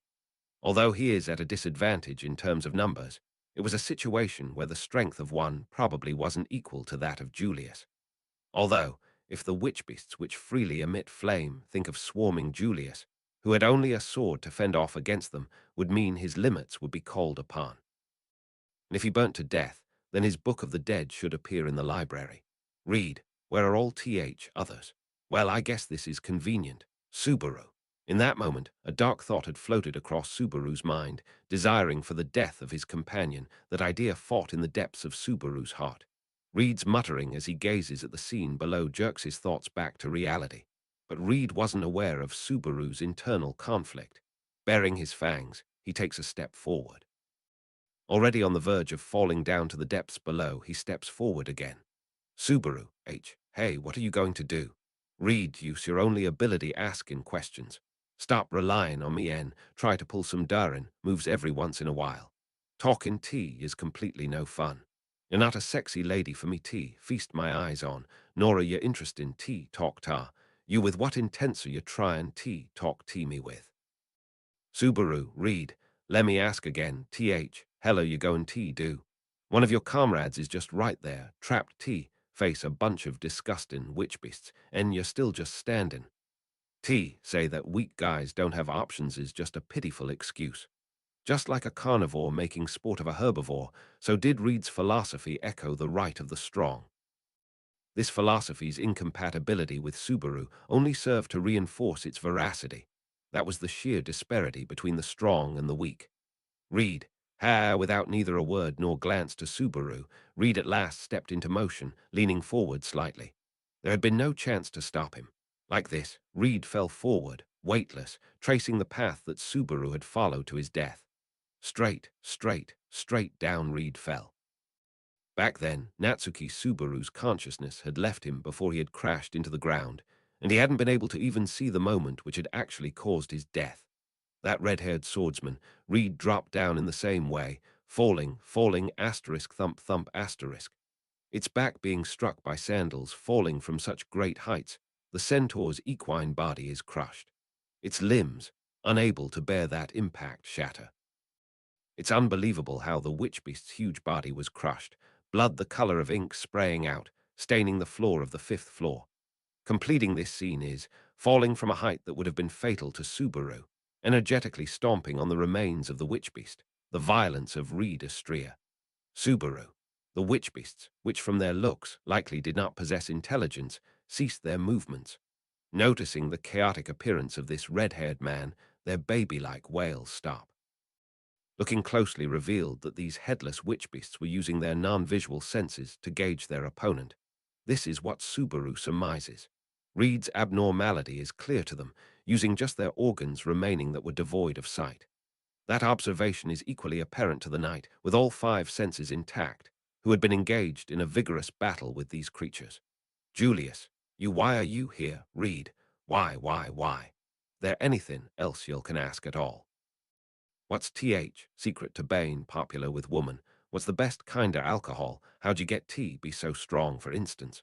Standing in front of Julius, whose eyes are wide open in sheer shock, Reed brushes away the pieces of meat on the soles of his sandals.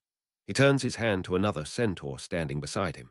As if it were a joke in his hand, he held a thin, wooden stick. He could see that he was holding a chopstick. Reed, my secret tea, being popular with women's my face. Best kinda alcohol's Granhut brandy.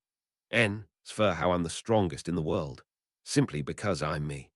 Pausing for a moment after he finished speaking, Reed lightly began moving the chopsticks at his fingertips. In the next moment, the frozen centaur's body exploded in a shower of blood. Slow to detect the collapse of its body, the witch beast finally released the cries of its throes of death. Those screams, reminiscent of the cries of a baby, clinging desperately to this world, are indeed the worst in taste. However, a smile remains firmly on the face of the man who had caused all this. He raises his unbloodied weapons, his chopsticks once more, this time not towards the witch beasts, but Julius. Then, looking at the yellow irises of the faraway Julius, who seems to dread those chopsticks far beyond what he appears to, Reed bares his fangs. Reed, right, let's get the rest of the trial going. Try and wrench him away before I get bored with this, you prick. Arc 6, Chapter 52. God, please forgive me.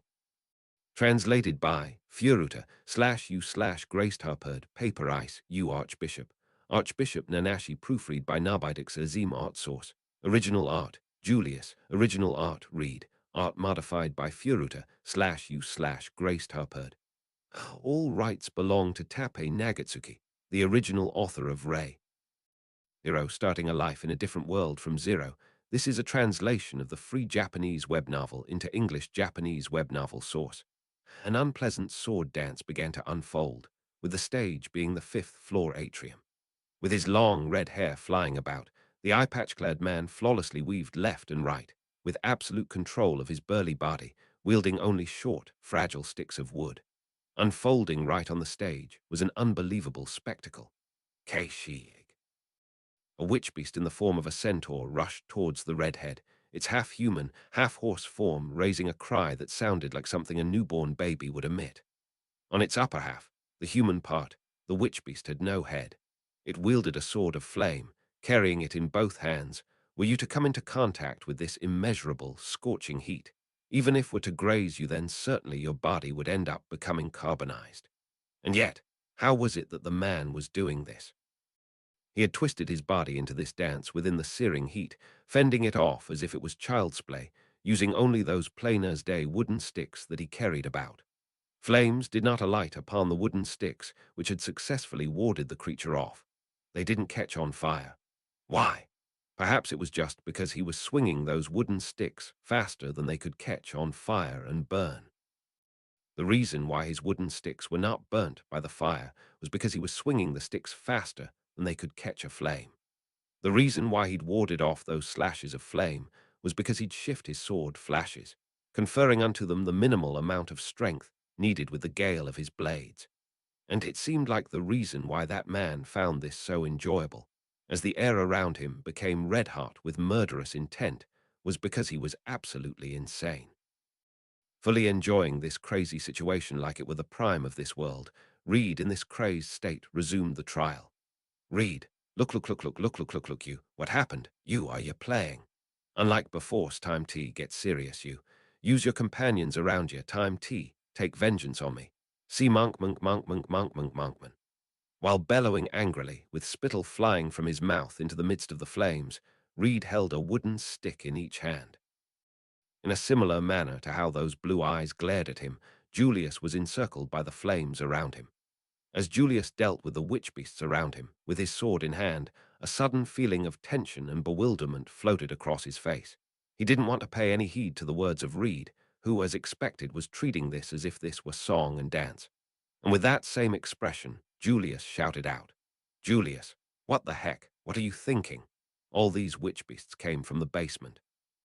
"This is a big deal for the tower. We should combine our strength." Reed, wowzers. Bane, a dude who's a well-mannered swordster. You sure are well-mannered in how you think too, huh? You like this? Can you even enjoy living? From my experience, guys who hold off on doing what they want to do live much boring lives than guys who do what they want. Understand you? Julius, what do you? Reed, first of all, what's the problem with letting those disgusting burning horses run around? They're only as bothersome as Rain Teamy. Sept Rain's plenty bothersome, 'cause I've got frizzy hair. You see, Julius' argument had come from a sensible point of view, but Reed laughed at it like it had been madness-spurned nonsense from a madman's reasoning. Comparing the flock of clearly murderous witch beasts of flame to something on the same level as the rain served as proof that any reasoning within Reed was long dead. There were no chances of there being any proper reasoning to it, holding no meaning save for filling the minds of those listening with confusion and chaos. Julius, HK. When Julius heard this, he was disturbed by a thought he'd never even considered, and as a result, a trace of hesitation was born in him as he brandished his sword, and his parry to the centaur's attack was belated. Julius, damn. Julius did not meet the arcing, flaming sword with his sword. He instead dodged it with something like a backward somersault. And straight afterwards, another centaur came to trample his head under its hooves.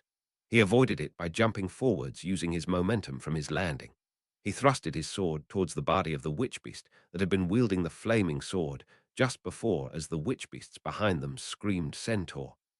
As he went to turn around, a hoof kick caught Julius's left shoulder.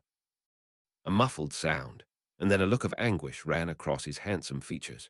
Even so, he used the momentum of the hoof to turn his body around, and with his sword, he cut down the witch beast by its legs, and with one mighty sword sweep, he ran his sword through its body.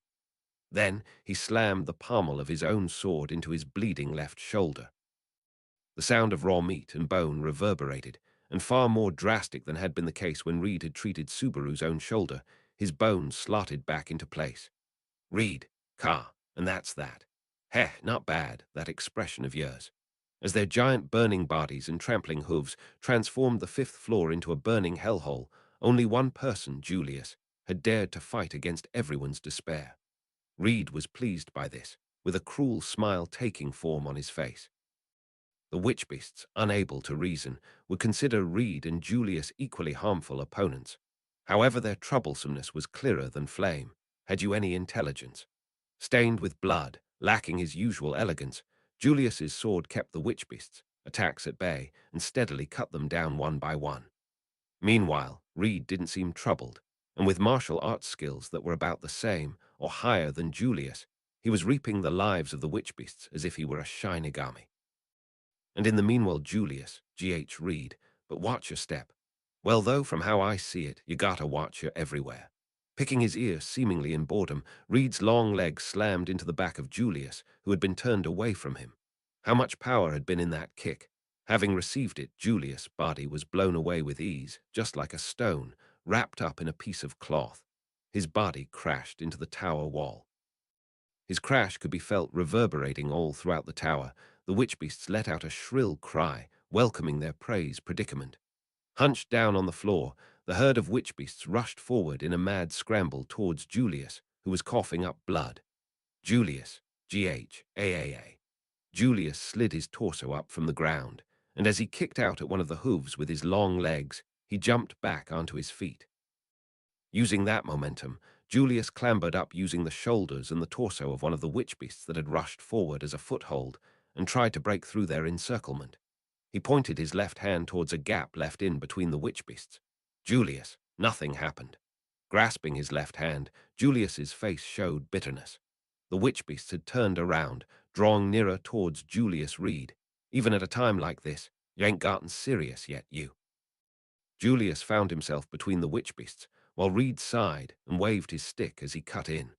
Holding one each in both hands, a heavy gust of wind was raised as he swung them, lifting up around about 10 of the centaurs up into the air. A sensation of being unaware at what had happened rose up in the witch beasts as they felt their hooves floating in midair. Reed, die, you useless horses.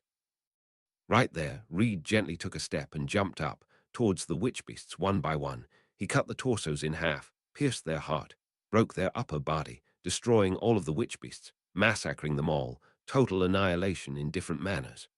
Flying in the air to scattering their corpses on the ground, everything happened in about 2-3 seconds. The witch beasts, known for their tremendous lethality, killed without anything they could do about it, all destroyed. Then the fifth layer filled with the centaurs was swept away, and in this case, it felt like there was room for some relief. Reed. Geez, there ain't any end to 'em. One after another, they emerged from their nest.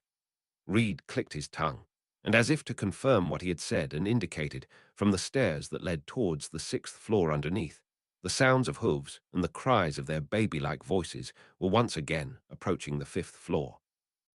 If this went on, due to the accumulation of the corpses, it would only be a matter of time before the witch beasts would go up. If the desert outside was the natural habitat of these witch beasts, it was impossible to fathom that they'd run out of stock. Reed seemed to have a similar idea, and he slowly crossed his arms together. Reed, it's a time where man comes down feeling like leaving, and settling a few things on my plate, and they're just getting in the damn way. They're fucking annoying. MHHHM, oi. Julius, wait, go out. Things are in this state, and you're still saying you want to go out from the tower. Reed, you heard me, that's my conclusion. Like I said, these guys ain't nothing but drops of rain playing with M's just boring. They're really nothing special. Only the smarkin' Hearty was capable of playing with me. The rest of you can't match up to my level at all. Julius, GNH. Clenching his teeth, Julius was highly dissatisfied with Reed's attitude, but he hesitated to express that. If he lost his temper here, the discussion with Reed would break down. In this case, the situation would be against both Reed Astrea and the witch beasts. Yes, that was what Julius's rationality had thought. Glancing at him, he saw Julius's hesitation in an instant, the anguish that was clear as day. Reed, nothing can be done about it. It's their nature. Reed was disappointed from the bottom of his heart, and he muttered, which made Julius' cheeks become stiff. How much anguish was coursing through there. Julius's, his expression, and overly complex emotional vortex, it was like a child heading for the top of the mountain, which was covered by clouds. The pain within his heart was absolutely invisible to everyone other than him. However, it was immediately after that the hellfire which spouted from below rose up aiming at Julius.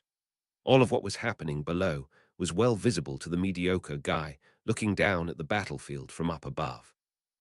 Subaru, while everything had reached this point, Natsuki Subaru overlooked the 5th layer fight from above. He realized that he had even forgot to breathe because of the situation downstairs. Beneath his eyes, the melee between Reed and Julius, with the witch beasts added to the equation, was on an absurd dimension in which Subaru, lump of banality as he was, could not even think of intruding. Struck with admiration towards Reed, who operated far outside the norm, he could feel nothing but fresh-born awe towards him. But for the first time, Subaru witnessed Julius's fight. His swordsmanship and skills were at a level at which Subaru could not remotely take advantage of him. If Subaru challenged him, he would definitely have all his limbs lopped off in an instant. It would only be an ugly defeat. To face him without utmost seriousness, with only a wooden practice sword, well, that nonchalant face would never waver. There would only be agonizing, crushing defeat. Whether it was Emilia or Julius or Ram, it was all the same. Or let's say Beatrice and Echidna, not to mention Shola, and everyone in this tower. Natsuki Subaru's meager power could not be compared with theirs. He had taken them, the people of this world, the inhabitants of this fantasy world far too lightly. Weak and young, Meili was the only one he had killed. Even then, it was Natsuki Subaru who did that, which meant that Subaru did not participate in that. He can't kill what he can't kill. Natsuki Subaru realized that he did not have the strength to fulfill the Book of the Dead plan. After realizing that, Natsuki Subaru's heart became hesitant.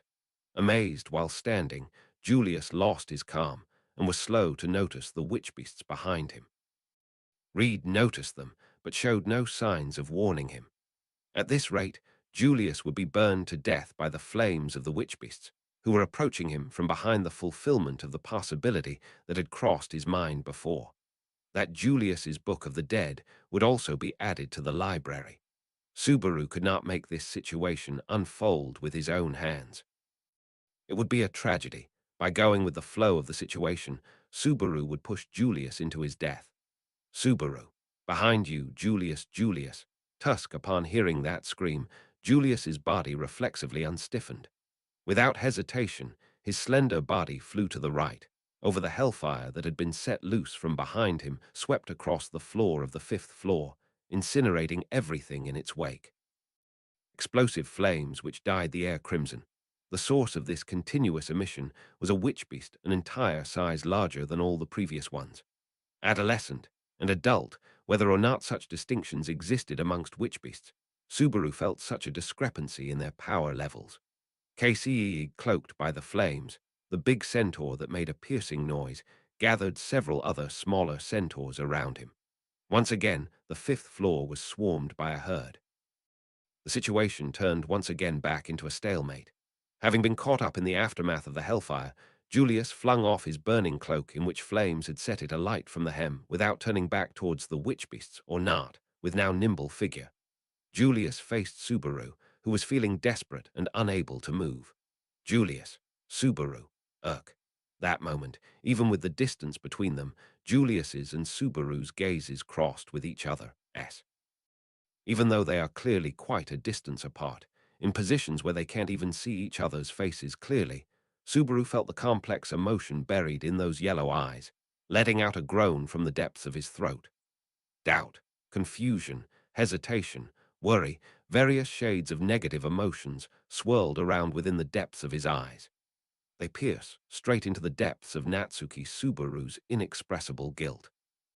And then, just after, speaking this to Subaru who wanted to do nothing but run away from there, Julius spoke out.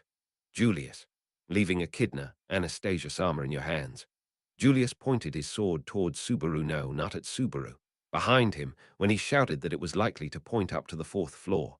With trust that was cracked and full of scars, Julius clung onto this supplication. Or perhaps, as if it had been the right thing to shout right now, even Julius himself couldn't brush away all his doubts. Those were words he shouted among all this. Doubtful, confused, hesitant, concerned, he still did not stop and made a decision. So, like a bullet, Subaru lifted his heavy legs which were attached to the floor and ran as fast as he could. Scrambling forward while stumbling, he clumsily ran. He turned his back to the spiral staircase and started running. He did not know the destination.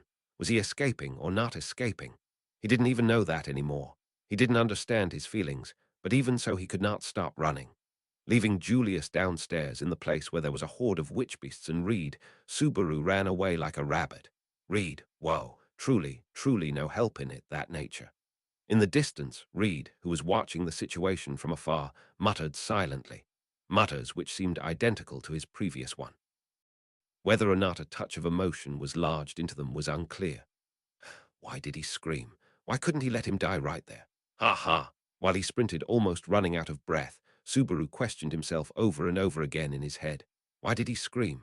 Why couldn't he let him die right there? Meili, letting him die shouldn't feel any different than killing him yourself, right? Embracing Subaru's back while he ran, the shade of the girl sentimentally grumbled her complaint.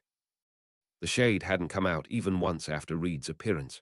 Her voice, although her neck had been strangled, was entirely torturing Subaru as if cursing him with that. In actual fact, it was like that. Subaru's actions were contradictory. His thoughts, his actions, his desires and his goals, none of them aligned. The Book of the Dead plan was constantly in a corner of his head, that craving awaited eagerly for an opportunity.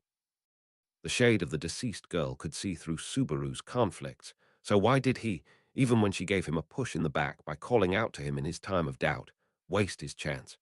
He had given Julius a chance to escape the line of fire.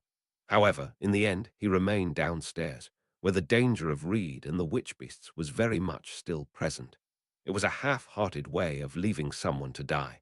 Was it that he just didn't want to be involved in the actual scene? Having strangled Maylie with his own hands, the depths of his heart had that impulsive fear engraved in it. Could he say that it was such that he didn't want to see someone else die in front of him?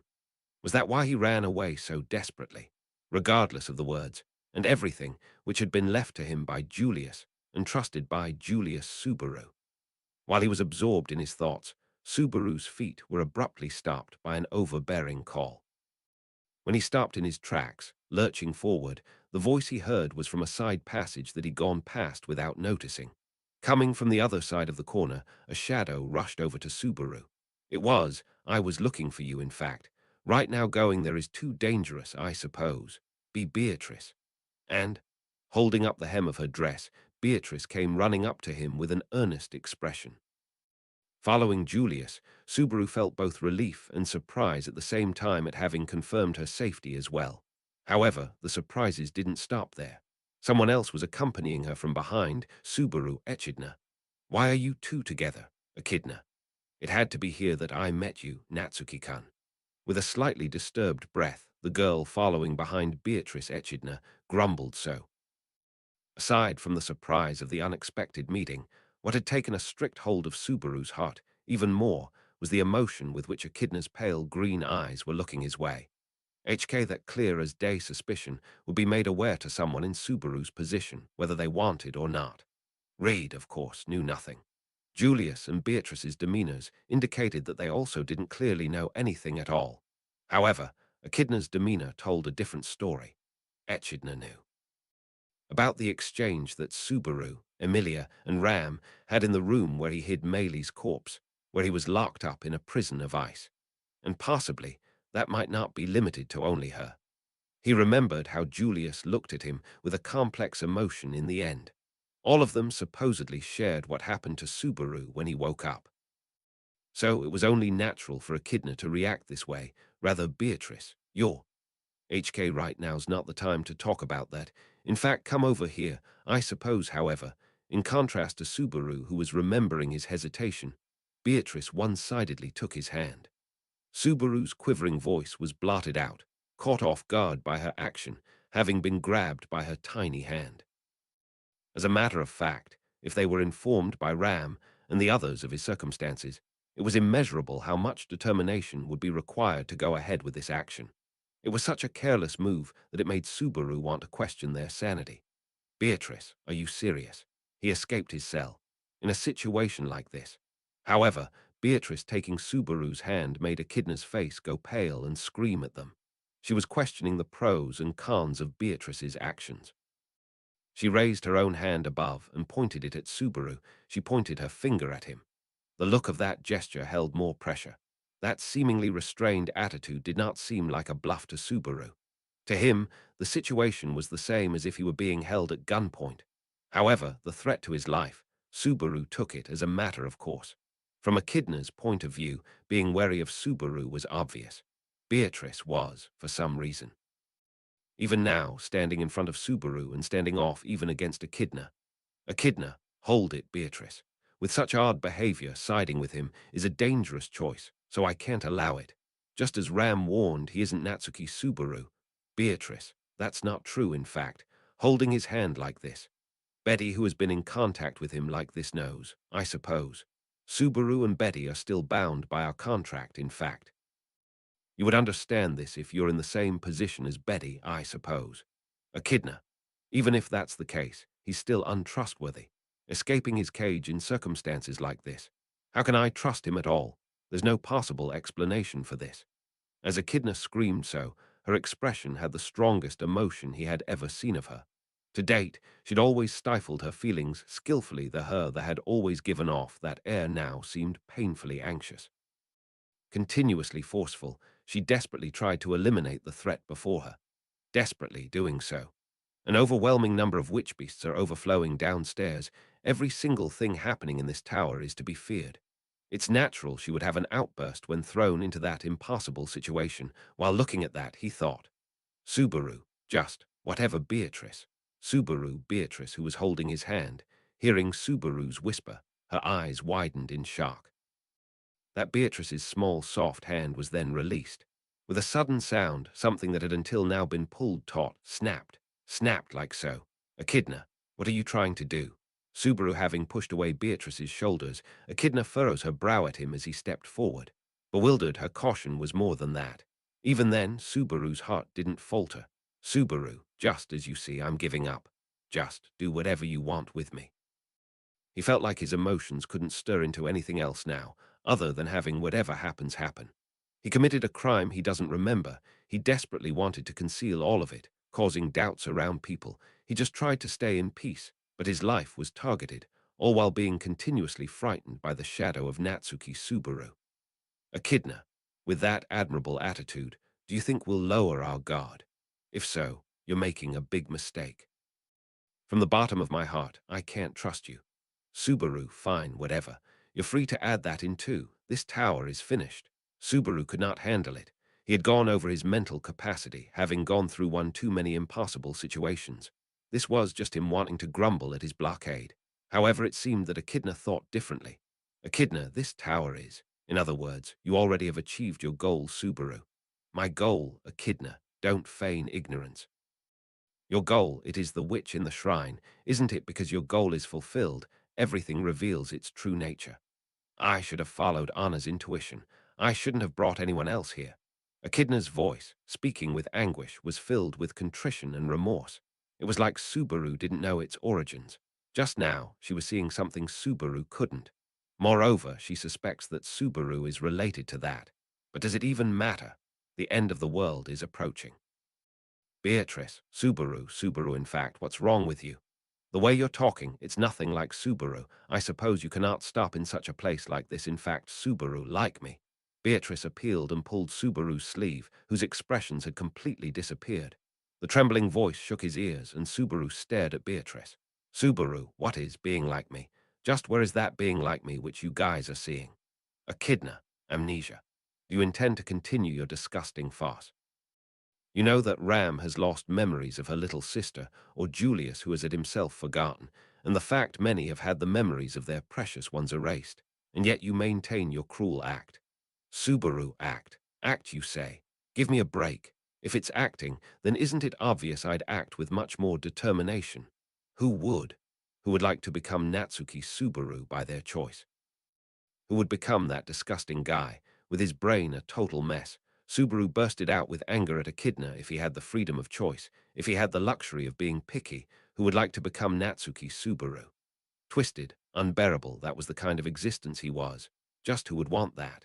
Just who would wish to become Natsuki Subaru? Subaru, you're all just ganging up on me. Who do you think you are? I lost everything. I was just coming back from the convenience store. All I remember is that there was just the store clerk with me. From that, suddenly a different world. Sand tower. Dead body. Trial. Fakeness. Natsuki Subaru. Don't mess with me. Don't mess with me. Echidna. Subaru, that's right. It must be my fault. I came here when I shouldn't have had. I didn't want to go back home. I was too scared to bother Dad and Mom by putting on a fake look on my face. So I was all excited in the beginning, but just in the beginning. Beatrice and Echidna were staring open-eyed at the emotions of the exploding Subaru. They surely didn't know their meaning. To them, Subaru's anguish was simply meaningless. He also confessed of this being a different world for him. However, they did not understand the meaning of different world in its truest sense. There was an unquestionable gap between their understanding. Subaru was not the Natsuki Subaru they were seeking. Likewise, they too would never become to the salvation Subaru was seeking. Subaru, you must all be thinking why I'm blowing my temper right now all of a sudden, right? I don't know either. But I have suddenly just reached my limit. Because I am like this, something that was perfectly fine snapped. Even if I was implored, I can't do anything, not a single thing. So, Subaru, just forgive me now. Please forgive me. Please send me back home. If God wanted to punish me then, I understand. It was my fault. Subaru said, overwhelmed. with his voice gradually fading away and holding back all his bitterness. He asked for forgiveness as he rubbed his forehead on the aisle. He did not know who he should ask this of, so he prayed to God. Taking the name of all the gods that were to his knowledge, he prayed. He wished forgiveness for the punishment given to him, to his slothful self. Reflection and regrets, he had surely done both enough to change his life. So please forgive me. He no longer wished to have anyone else involved in the punishment resulting from Natsuki Subaru's foolishness. He did not want to be hurt himself. He did not want to hurt anyone else.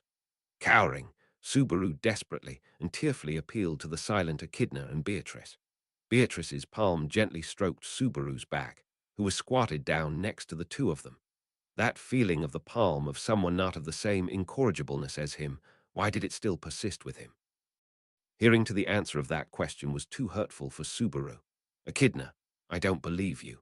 Beatrice, Echidna. Beatrice called out to Echidna, who had sighed out her conclusion. At her voice, Echidna loosely shook her head. Echidna, even if you cradle your head and sob, none of my doubt will be erased. My answer remains the same. I have the responsibility of borrowing Anna's body. For her safe return, no matter who curses me, who hates me, I'll bear it. Beatrice, Echidna. However, I don't want to do anything that leaves me incapable of facing her. Saying that, Echidna gradually lowered her fingers towards Subaru's forehead. Seeing the fingers lose the pressure they had ever since coming to this isle, it became obvious that the issue of those fingers holding Subaru's life had been solved. But that had nothing to do with the salvation Subaru wished for. Echidna, Beatrice, you're free to go with him. I plan to go to where Julius is. After reuniting with him, if no surprises arise, we'll meet again above. Beatrice, understood, I suppose. Hey, Subaru, stand now. If you can't stand, then Betty is ready to even carry you, I suppose. Echidna turned her back and recognized that Beatrice respected her beliefs. At that time, as Beatrice tried to lend her small shoulder to him, Subaru stared at Echidna's back, who was trying to keep distance from his affairs. I'm leaving Echidna, Anastasia Sama, in your hands. Echidna, by this, what do you think you're doing? Echidna turned her head around and glared intensely at the hand which grabbed the sleeve of her left hand. Echidna asked Subaru, whose face was all messy with his tears and a runny nose, his cheeks stiffening at her question. He was unable to answer what he was doing. Subaru could not stand the look in Echidna's accusations. Even so, having heard Subaru's unsightly plea, it had been Echidna's judgment to not lay her hands on him. As she realized that, Subaru's fingers continued to damage her judgment. Echidna, I thought I was handing you over. Even so, how come has it come down to this? Subaru, Julius asked me to. Echidna, he did, don't joke around, he could make this decision, but Chinese letter a T that moment. Echidna, who was the reason behind Subaru's tears, reconsidered what she was going to say, letting out a before that. Echidna, did you meet him before coming here? He should have headed over to take a look at the situation on the 5th floor. And if he met with you, no, rather than that, what did he ask you for? Right now he is. Subaru experienced an overwhelming pressure due to her threatening attitude, hearing those rapid-fire questions.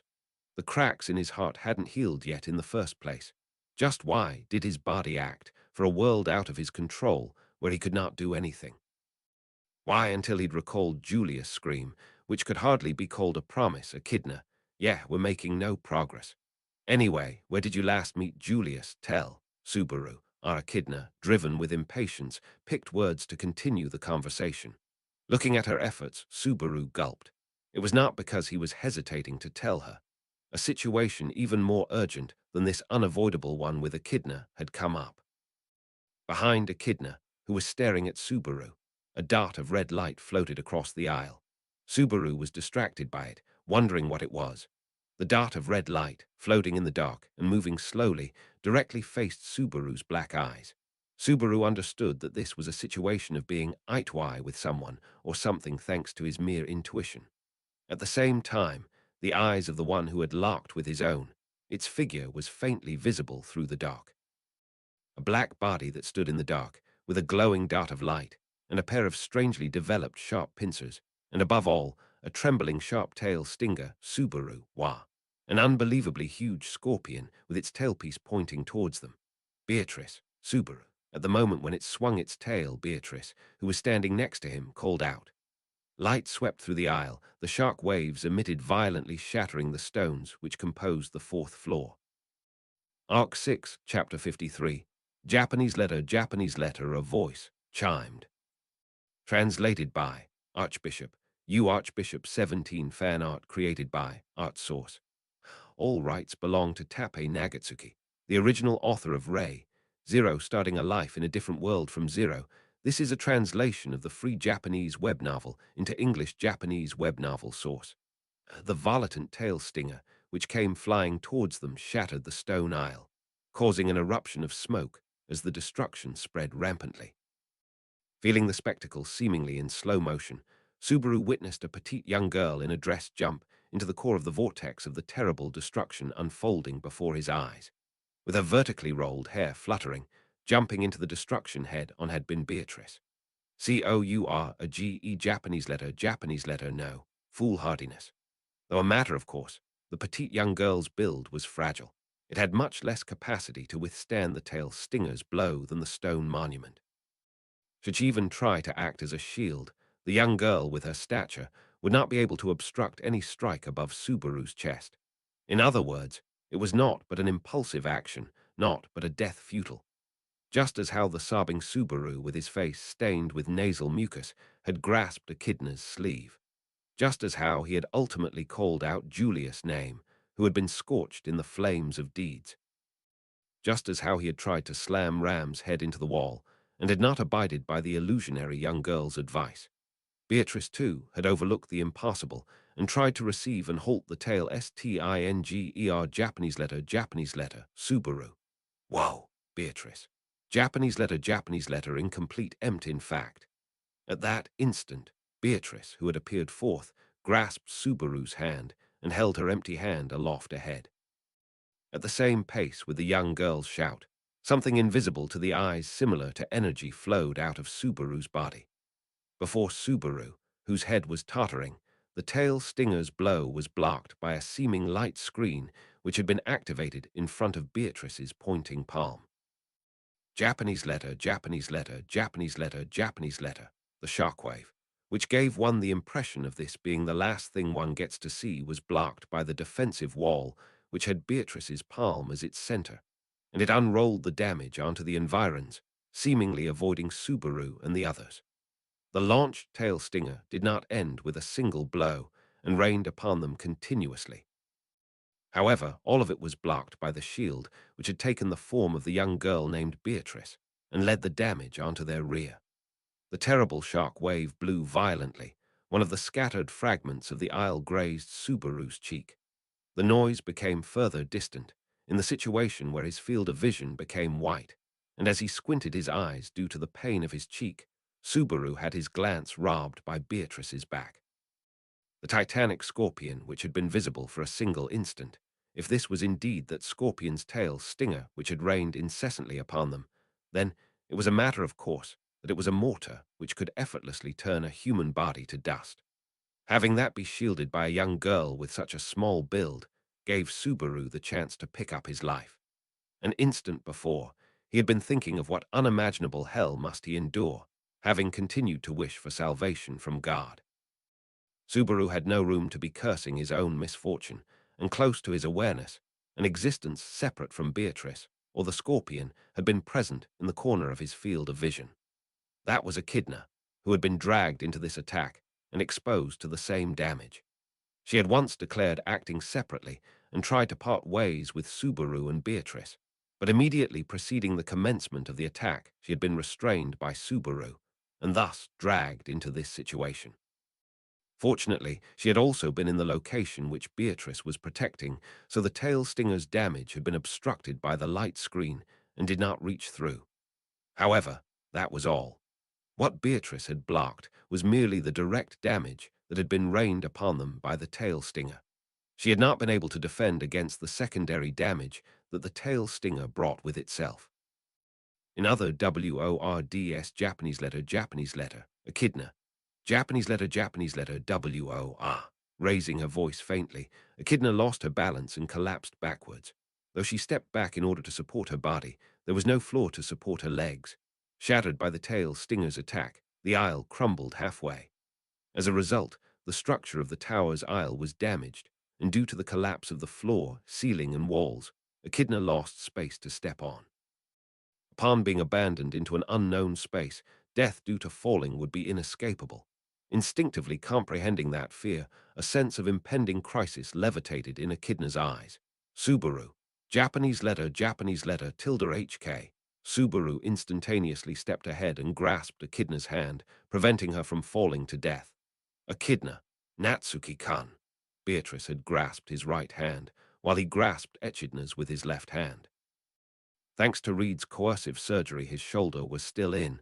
The pain was deep-rooted. His shoulder may get dislocated if overused.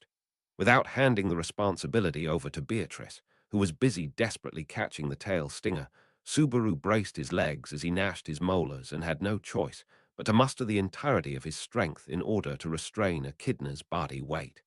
Subaru. GH. Ya tilde a tilde a tilde. Regardless of her small stature, Echidna possessed the weight of a human. Lifting up a human is not an easy task to begin with, much less with a single hand, much less by a wounded person, much less with the other person being uncooperative due to this CRISIS Japanese letter, even upon being pulled, the danger of falling had not been reduced, though that was something which was well understood even if not given any thought. Why, he braved this risk. Echidna. Don't do something which will make me surmise something about you. Subaru. Like I care. It was just instantaneous. Echidna. That response does seem fitting of Natsuki-kan as well. Overlapping the exhausted soliloquy, he refuted Echidna's remarks, whom he had saved reflexively. Though unshapely, she turned her body around and with the support of Subaru's arm, somehow laid foot upon the crumbled floor. Somehow supporting her actions, until the very end, Subaru looked down onto his arm. Japanese letter letters engraved as wounds, patterns of black speckles covering it, which he did know happened when painful and fierce white scars all over his body remained, which had been carved by his own volition. Subaru. It moves better than what's in the limits of my memories. His arms functioning being better than what he remembered, or the countless scratches on them. His physique, which had become slightly stronger, narrowly managed to save Echidna from falling to death, though his body was too defective and limited for the execution of the Book of the Dead plan. Echidna. Somehow I managed to get back up. Beatrice. How are things on your end? Beatrice. About to hit the limit, I suppose. About time. Putting her unfitting emotions somewhere else, Echidna, having climbed up, called out to Beatrice with a grim expression. At her call, Beatrice stiffened her lovely cheeks and responded, and at the very next INST or NT Japanese letter tilde Bishan. The scorpion, which must have unleashed a rapid fire of the tail stinger, clung to the ceiling and pointed its enormous pincers towards them while letting out a cry. Subaru. Japanese letter tilde HK. With the seemingly scything down pincers closing in, Subaru had his thoughts slowly washed away. According to his ordinary knowledge, when speaking of a scorpion rises a strong image of a venomous stinger, but the truth is, over the thousands of species of scorpions, venomous species were only a few dozen in number. In that case, what would be the weapon of a scorpion which hunts without venom? Japanese letter, oh, of course, those pincers would be its weapon. Sharpness, or perhaps it should be called cutting strength instead. It may seem less hazardous when compared to a venomous stinger, but should the scorpion be this large, its killing ability anyhow cannot be made light of. That was also made clear through the spectacle of the walls or floor of the tower, which had managed to barely hold their structure, being minced like tofu being cut with a knife. Beatrice. Japanese letter, Murk. Beatrice evaded the spectacle, seemingly a symbol of destruction and massacre, by jumping and rebounding with an unbelievable LEAP Japanese letter no, by flying unnaturally, as if abusing the laws of inertia. It was a queer sensation of seemingly escaping the effect of gravity with Beatrice at the center. Beatrice grabbed the lower back of Subaru and Echidna's clothes, taking a large distance away from the scorpion's attack. And with the new distance in between, Echidna prepared the fingers of her right hand in the direction of the scorpion's face. Echidna. LJIW or LD Japanese letter. White lines of heat were fired from each of her 5 fingers respectively. The 5 beams mowed down the aisle like the claws of a giant and scorched the face, right pincer, and shell of the scorpion clinging to the ceiling. Perhaps due to being unable to endure that strength and damage, the scorpion vehemently waved about its tail's stinger and right pincer, and while slipping into the dust which erupted due to the aisle's destruction, retreated to the rear. Echidna. Jiwa tilde LD. Subaru. Wait, calm down, Echidna. It ran away. That thing ran away. It ran away. While the scorpion drew back into the plume of smoke, Subaru bound Echidna's arms back, who all the more refused to halt her attack. Even after that, Echidna continued struggling for some time, desperately glaring towards the other side of the plume of smoke, finally relaxing her body and entrusted her body weight onto Subaru. Echidna.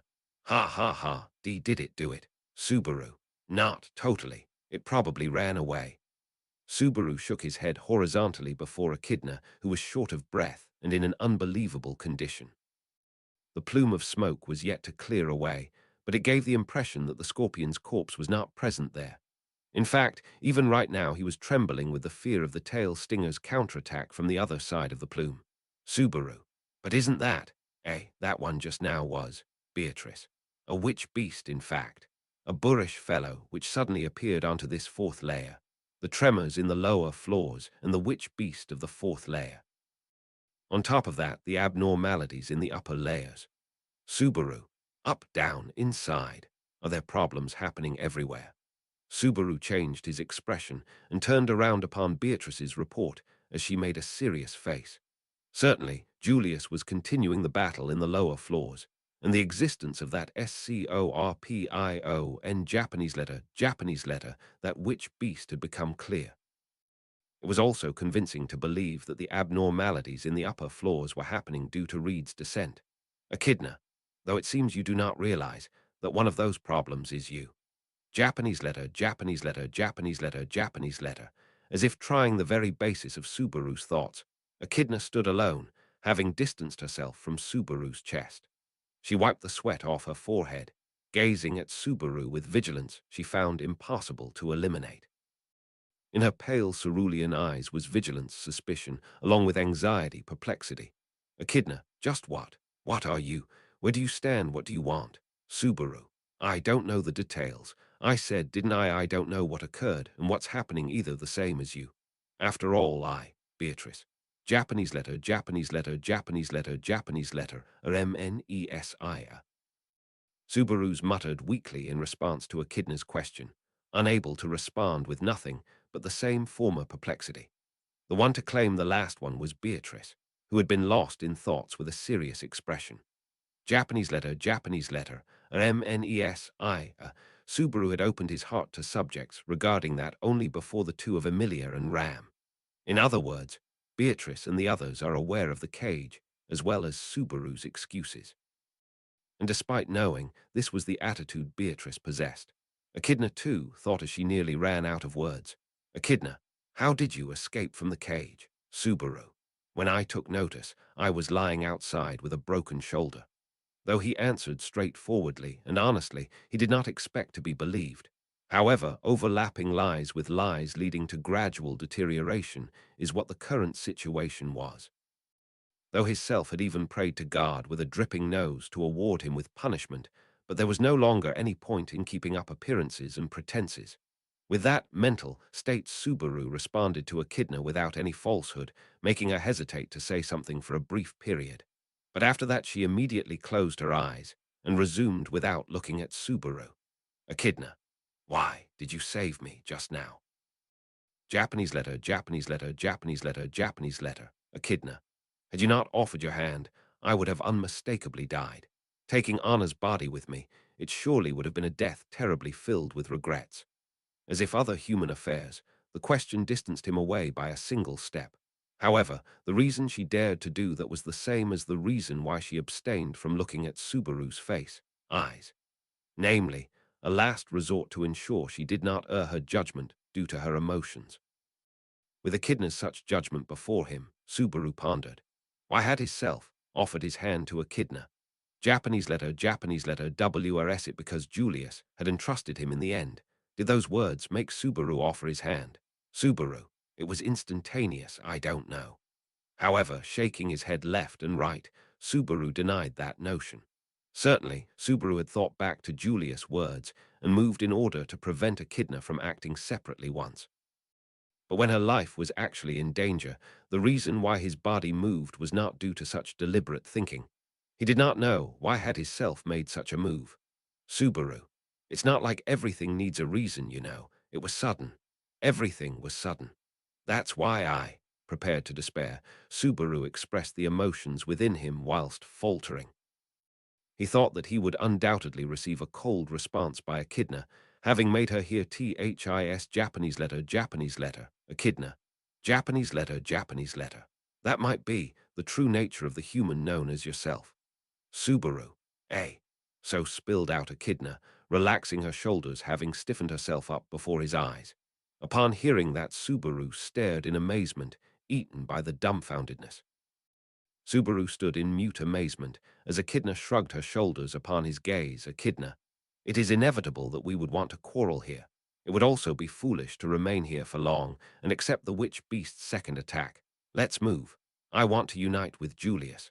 Subaru. Beatrice. Agreed, in fact. For now, let's get away from this place, I suppose. Echidna and Beatrice indifferently determined their plan, leaving out Subaru, who was at sea. Echidna ascertained the area behind Subaru and Beatrice tightly grabbed Subaru's hand. Upon that tiny sensation, he looked towards the young girl as Beatrice, with a deep nod. Beatrice, do you not remember taking Betty outside as well?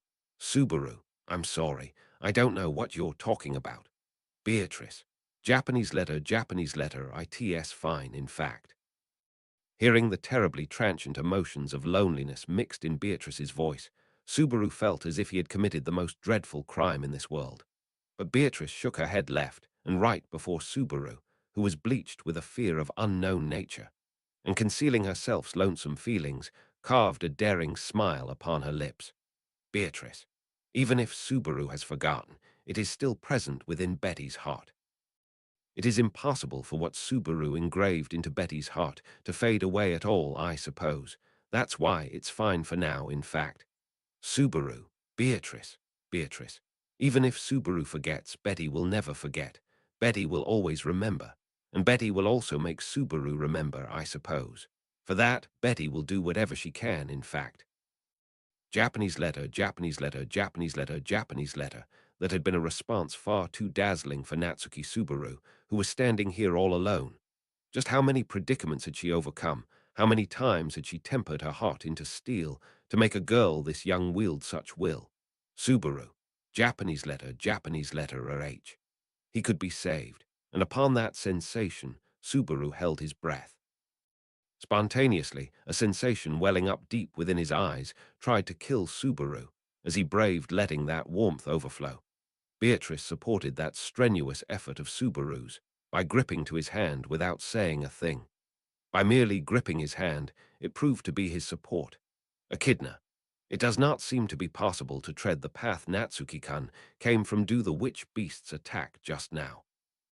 Though undeniably dangerous, it seems there is no choice but to utilize the side of the aisle which remains all right, where the witch beast retracted to, and move. Beatrice. Echidna, you two. Echidna.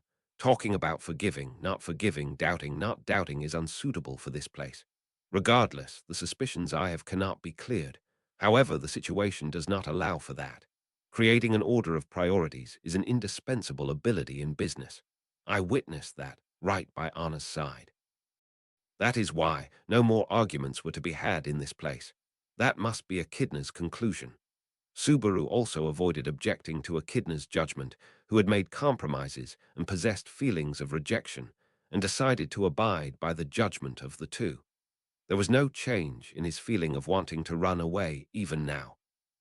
However, he wanted to believe that if he crouched down and had his hands on his head, a scene further befitting of pleading for would await him rather than simply offering his prayers to God. Japanese letter. Behind him, the aisle Subaru came running from was in a terrible state. Receiving the attack by the scorpion's tail stinger as if a catastrophe, Most of it had been converted into piles of debris and wreckage, and did not seem like it could be used, just as what Echidna had said. What Beatrice's magical safeguard had protected was only her own and the other two's lives.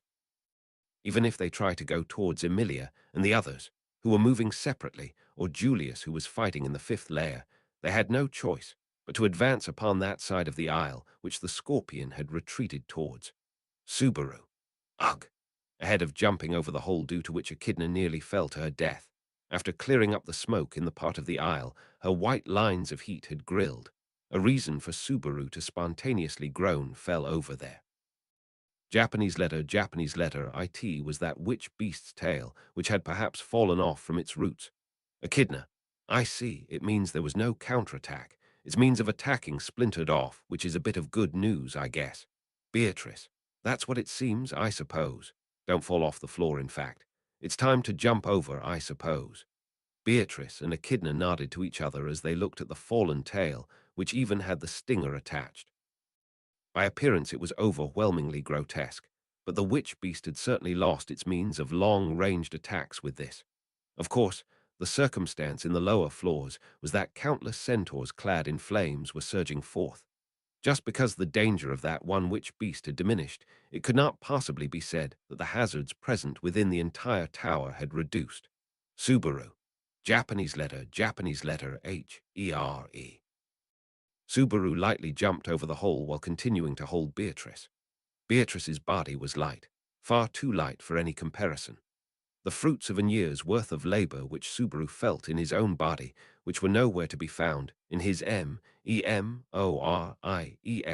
Japanese letter, her lightness was seemingly irrespective of that. Japanese letter.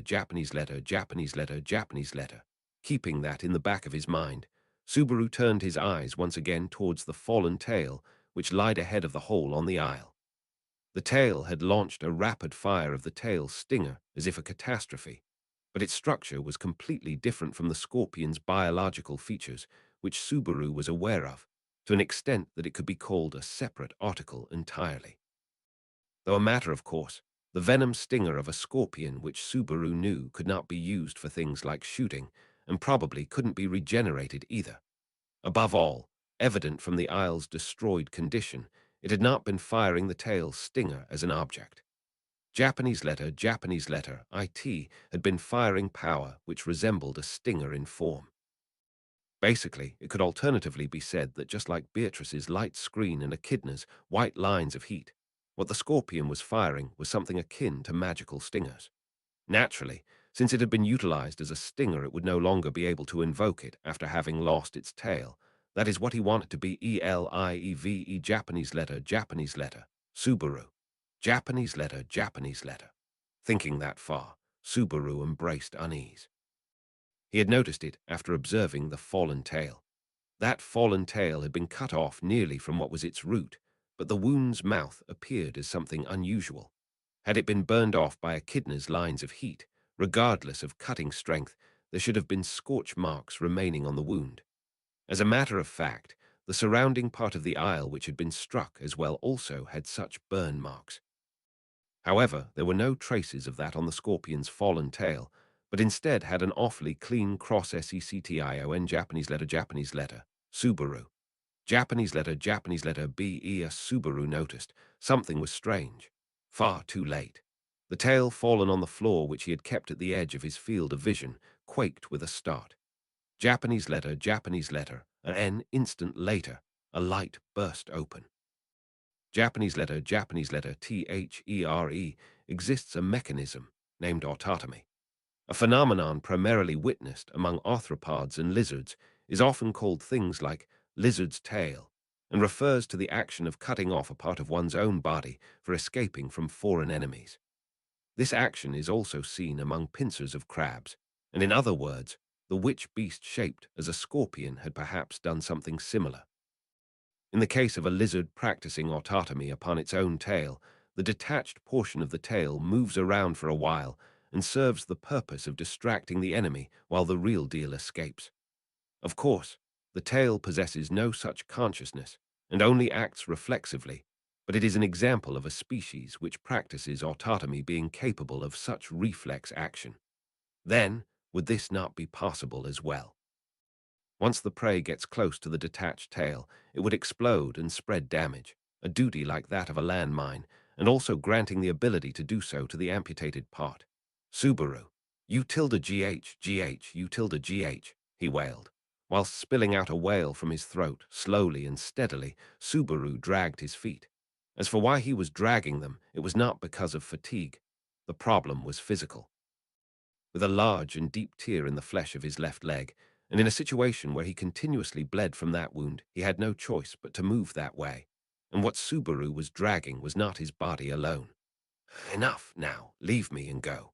So pronounced Echidna, having lost all of her strength, as she was dragged along by Subaru, who was dragging his feet. Subaru took both of her armpits in his arms, pulling her from behind, and anyhow leaving the scene. Once the scene of the explosion is left, that witch beast shall return. Japanese letter THE scorpion witch beast, which left the explosion as a parting gift, responsible for ripping Subaru and the others to shreds. Subaru. Japanese letter SHIT, shit. He was negligent. He let his guard down. His mind had been completely submerged in lukewarm water. Just an instant before, there had been words which Beatrice told him. There had been somewhat of a softening in Echidna's attitude, resulting in a gap within his heart, and that is thoroughly why they were the way they were now. He was so pathetic, so pathetic, so pathetic from the bottom of his heart that he teared up. Why, despite being made to stand before such crises, yet his self displayed no growth, displayed no change. Troubles, trials, hardships, are they not chances to grow provided by God?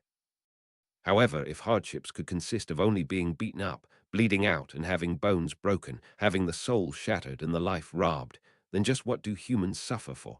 Echidna, Natsuki-kan, this is enough. Subaru. It's not enough. Not a single thing is enough. Echidna, Beatrice rather than me, right? Closing her eyes, Echidna whispered with difficulty.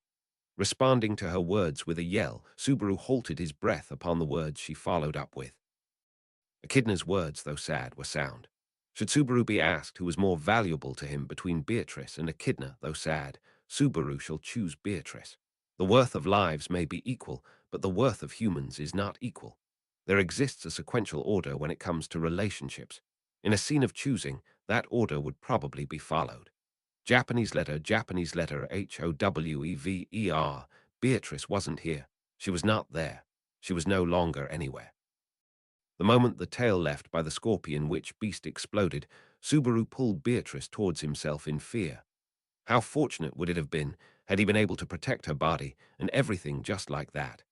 However, Subaru's actions were tragically slow, and his wish could not be fulfilled. The tail of the witch beast, from which the light exploded and countless stingers were scattered throughout its environs. Though Subaru had not been exposed to that explosion from close proximity either, the reason why he survived despite being fatally injured is to Beatrice's credit entirely. The moment Subaru hugged and pulled her, she tried to shield Subaru's body and vitals, as a result of which was exposed to the concentrated LIGHT Japanese letter Subaru. Japanese letter tilde HK. Echidna. I see. That child is truly like that. It seemed that even Echidna's imagination got an idea of the words he had been unable to continue. Subaru could not possibly refute her husky, sighing voice. Subaru, bleeding and wailing in agony, had been unable to even exchange a final few words with the young girl, who had seemingly melted away. Japanese letter HOWEVER, merely her final expression, he did possess in his memories. Eyes seemingly relieved, seemingly loving and cherishing Subaru. That far too convenient expression for Subaru had been Beatrice's end. And if that's so, then Natsuki Subaru, who made her disappearing self make that expression, should vanish from this world without leaving the slightest trace behind. And due to the process of elimination after Beatrice's disappearance, Subaru escaped by dragging Echidna with him, who had still been breathing. As if for atonement, as if for redemption, or perhaps in an effort to be rightfully punished by the offender.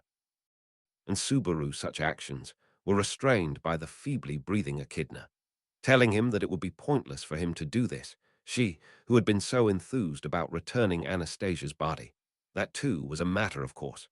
Japanese letter B-O-T-H of her legs had been blown off from the roots. Japanese letter, Japanese letter, Japanese letter, Japanese letter. At this point, she had almost stopped bleeding. Pulling the body he felt to be lighter than even Beatrice's, in a state where she had not received any immediate medical attention, what kind of a future must be awaiting her? Subaru. Tilda HK. When such thoughts filled his mind, Subaru stumbled upon the debris and collapsed at that very spot. At the same time, Echidna, whom he was dragging along, was also thrown down onto the aisle and she toppled over. Momentarily, merely the wails of two people, seemingly cursing the entire world, echoed through the aisle. Echidna, it hurts. It really hurts. The human body truly hurts. Subaru. My bad. Sorry. No, rather than that, Echidna. Don't apologize sincerely, Natsuki-kun. Also, I no longer have any face to show honor. This pain is my sole repayment to honor. Subaru. Payment. Remaining collapsed on the ground, Echidna assented, unable to even move her body as Subaru shook his eyes, unable to comprehend the words she had spoken. Just what did repayment mean? Looking at Subaru's puzzled expression, Echidna said, "After all, isn't that so?" By loosely opening her mouth slightly. Echidna, if I return this body to honor now, she would have to taste this doomed pain and the fear of death. That would be hell. I should be the one to taste it alone. Subaru, ugh, Echidna, unable to return this body to honor for her sake, and unable to assist Julius. It is fitting for me to fall into hell like this. He could understand that emotions of self-derision and self-reproach were vehemently scorching Echidna's heart. Even Subaru was able to grasp that Echidna's lifeless eyes, after having recited this, had commenced counting down to her gradually approaching death. Without having done a single thing, the powerless, insouciant, incompetent oneself. With those regrets, Echidna shall die. Japanese letter SHE shall die, leaving Subaru behind. Subaru, why, HK? Echidna, please don't think about making it. Easy, okay? I am, fine like this. Echidna's fading life force, dreading it, Subaru raised his voice first. However, her words suddenly bestowed a new choice upon Subaru, who had been unable to do anything. Japanese letter HE shall. Make it easy. His actions at this point were far too slow to call it a comforting death. Yet, assisting her by shortening the time of suffering and hastening her death was something even he was capable of. Japanese letter. Subaru forced his agonizing body to stand up before Echidna's sidelong glance, as she breathed lightly, faintly, and he picked up a broken piece of the crumbled aisle, confirming its weight. Of a size which could be grabbed with a palm, about the size of a fist at maximum. However, even this could surely serve as a weapon for taking away the life of a young girl on the verge of death. Subaru, Echidna, Echidna, Japanese letter, keeping the piece of rubble in his hand, Subaru called Echidna's name and got on his knees beside her and denied her condition. Not a response. She did not even open her eyelids. But it could be understood from her expression that she was not unconscious, having faintly stiffened her cheeks and pursed her lips. She perhaps no longer had any willpower left to even stop him. Should Subaru raise the piece of rubble overhead and swing it down energetically, her life would be taken easily. Melee, smashing someone's head with a stone. Even I haven't done something like Thias, so heard Subaru, the echoing sweet voice of the young girl within his mind as he held the piece of rubble in his hand. However, this action was not for the sake of reading the Book of the Dead. That may happen in terms of results, but as of this moment, Subaru did not have that in mind whatsoever. He was being a suicide assistant. A suicide assistant, for the sake of making someone's parting, who was already on the verge of dying, as comfortable as possible. If someone had the right to take away that life, then surely this moment alone was SINCERELY Japanese letter. This was the sole opportunity of atonement for Subaru, who happened to be present here, for Natsuki Subaru, who no longer was capable of doing anything. It was the sole opportunity, and YET Japanese letter. His hand trembled. The depths of his eyelids called out to agony, his throat forgot respiration and ossified. Raise it overhead, swing it down. An exceedingly easy action. The present Subaru was unable to do that. His body would not move, as if he had forgotten how to move his body. Subaru. Ah. Spilling out a husky sigh, the piece of rubble fell to the aisle's floor, giving rise to a report. Conceding defeat to that report and his powerless knees, Subaru crumbled down at that spot. Subaru. No way. Can't you even do something so simple, Natsuki Subaru? Swinging down a weapon for the sake of making it easy for someone who was suffering and heading towards death, are you not capable of even that deceit? Atonement of mere words, guilt which was merely an expedient. If that's wrong, then how would you explain this plight? Echidna. Natsuki-kan. Subaru. I am Echidna. For helping with suicide you can't even clasp a stone. Raising her thin eyelids, powerless pale cerulean eyes looked at Subaru, who was knelt down, and whispered. Thinking that weak voice akin to a sigh had put Subaru's weakness to blame, he halted breathing. However, as Subaru drew back his body, Echidna unsuitably loosened her lips. Echidna. Forgive me for doubting you. Subaru. Japanese letter, Japanese letter, Japanese letter, Japanese letter, Echidna. Japanese letter, Japanese letter, Japanese letter, Japanese letter. As she lost her breath, she apologized. Echidna apologized to him. She apologized for having doubted Natsuki Subaru. Japanese letter, or ND. Before he could ascertain her true intent, she died. Killing Meili and hiding her corpse, acting without saying that he had lost his memories, continuously piling up nothing but others' doubts, escaping out of the ice cage he had been trapped in, unable to fulfill the wish entrusted onto him, protected by the young girl who tried to save his heart, and finally, unable to stain his hands with blood for the sake of the dying young girl. As Subaru knelt down in his own disgrace, Echidna apologized to him and died. Subaru. Japanese letter, Japanese letter, Japanese letter, Japanese letter. He wanted to die. He wanted to forget everything that had happened just now and die. He wanted the people all over the world to point their fingers towards Natsuki Subaru, saying that he deserved to die and be sentenced to death penalty. Natsuki Subaru despaired upon oneself that he had committed a sin befitting of that. He despaired. Despair feasted upon and eroded away Natsuki Subaru's heart. Subaru. Japanese letter, Japanese letter, Japanese letter, Japanese letter. He could not move. He had no right to move. Nothing good would happen even if he moved. It had been proved. Natsuki Subaru had proved his own incompetence. Japanese letter, no. Calling it incompetence would be rather cute. Instead of that, furthermore, Natsuki Subaru had proved that he was a jinx, a pest, an angel of death. Subaru. Japanese letter, Japanese letter, Japanese letter, Japanese letter. Should despair nest into one's chest, kill one's heart, what gets eaten to ruin even before one's life is one's soul. If that happens, then no longer would it remain possible to stand up. No longer would it be possible to fight against anyone. Should he realize that he himself was the genuine source of anguish without being able to defy it whatsoever, it was a natural consequence. I want to disappear. I want to vanish. Should have decided much earlier. Before things turned to this, in this different world. Should have known, must have known before coming to a place like this different world. Why do you trouble other people's hearts by simply existing? There's no way you could ever have the right to solely occupy a part of others' hearts, no matter how small it may be. You filthy wall stain. You, an existence like the dust accumulated in the corner of a room, like the maggots which swarm over a pile of pure garbage, like a scar which never disappears located in an eye-catching spot. Natsuki Subaru, why won't you die? Even after dying, all that awaits is redoing. Who decided that? Who made sure that it would continue eternally? If once isn't enough, then die 10 times, die 100 times, die until you disappear. Die until you vanish from anyone and everyone's memories, until you're no longer able to affect anything at all, until your name, your existence, your vestiges no longer remain in the hearts of anyone. Japanese letter, I love you. Shut up. Disappear. Erase me. Japanese letter, I love you. I love you. I love you. Keep quiet. Don't talk to me. Don't get in my way of disappearing. I want to disappear, just disappear.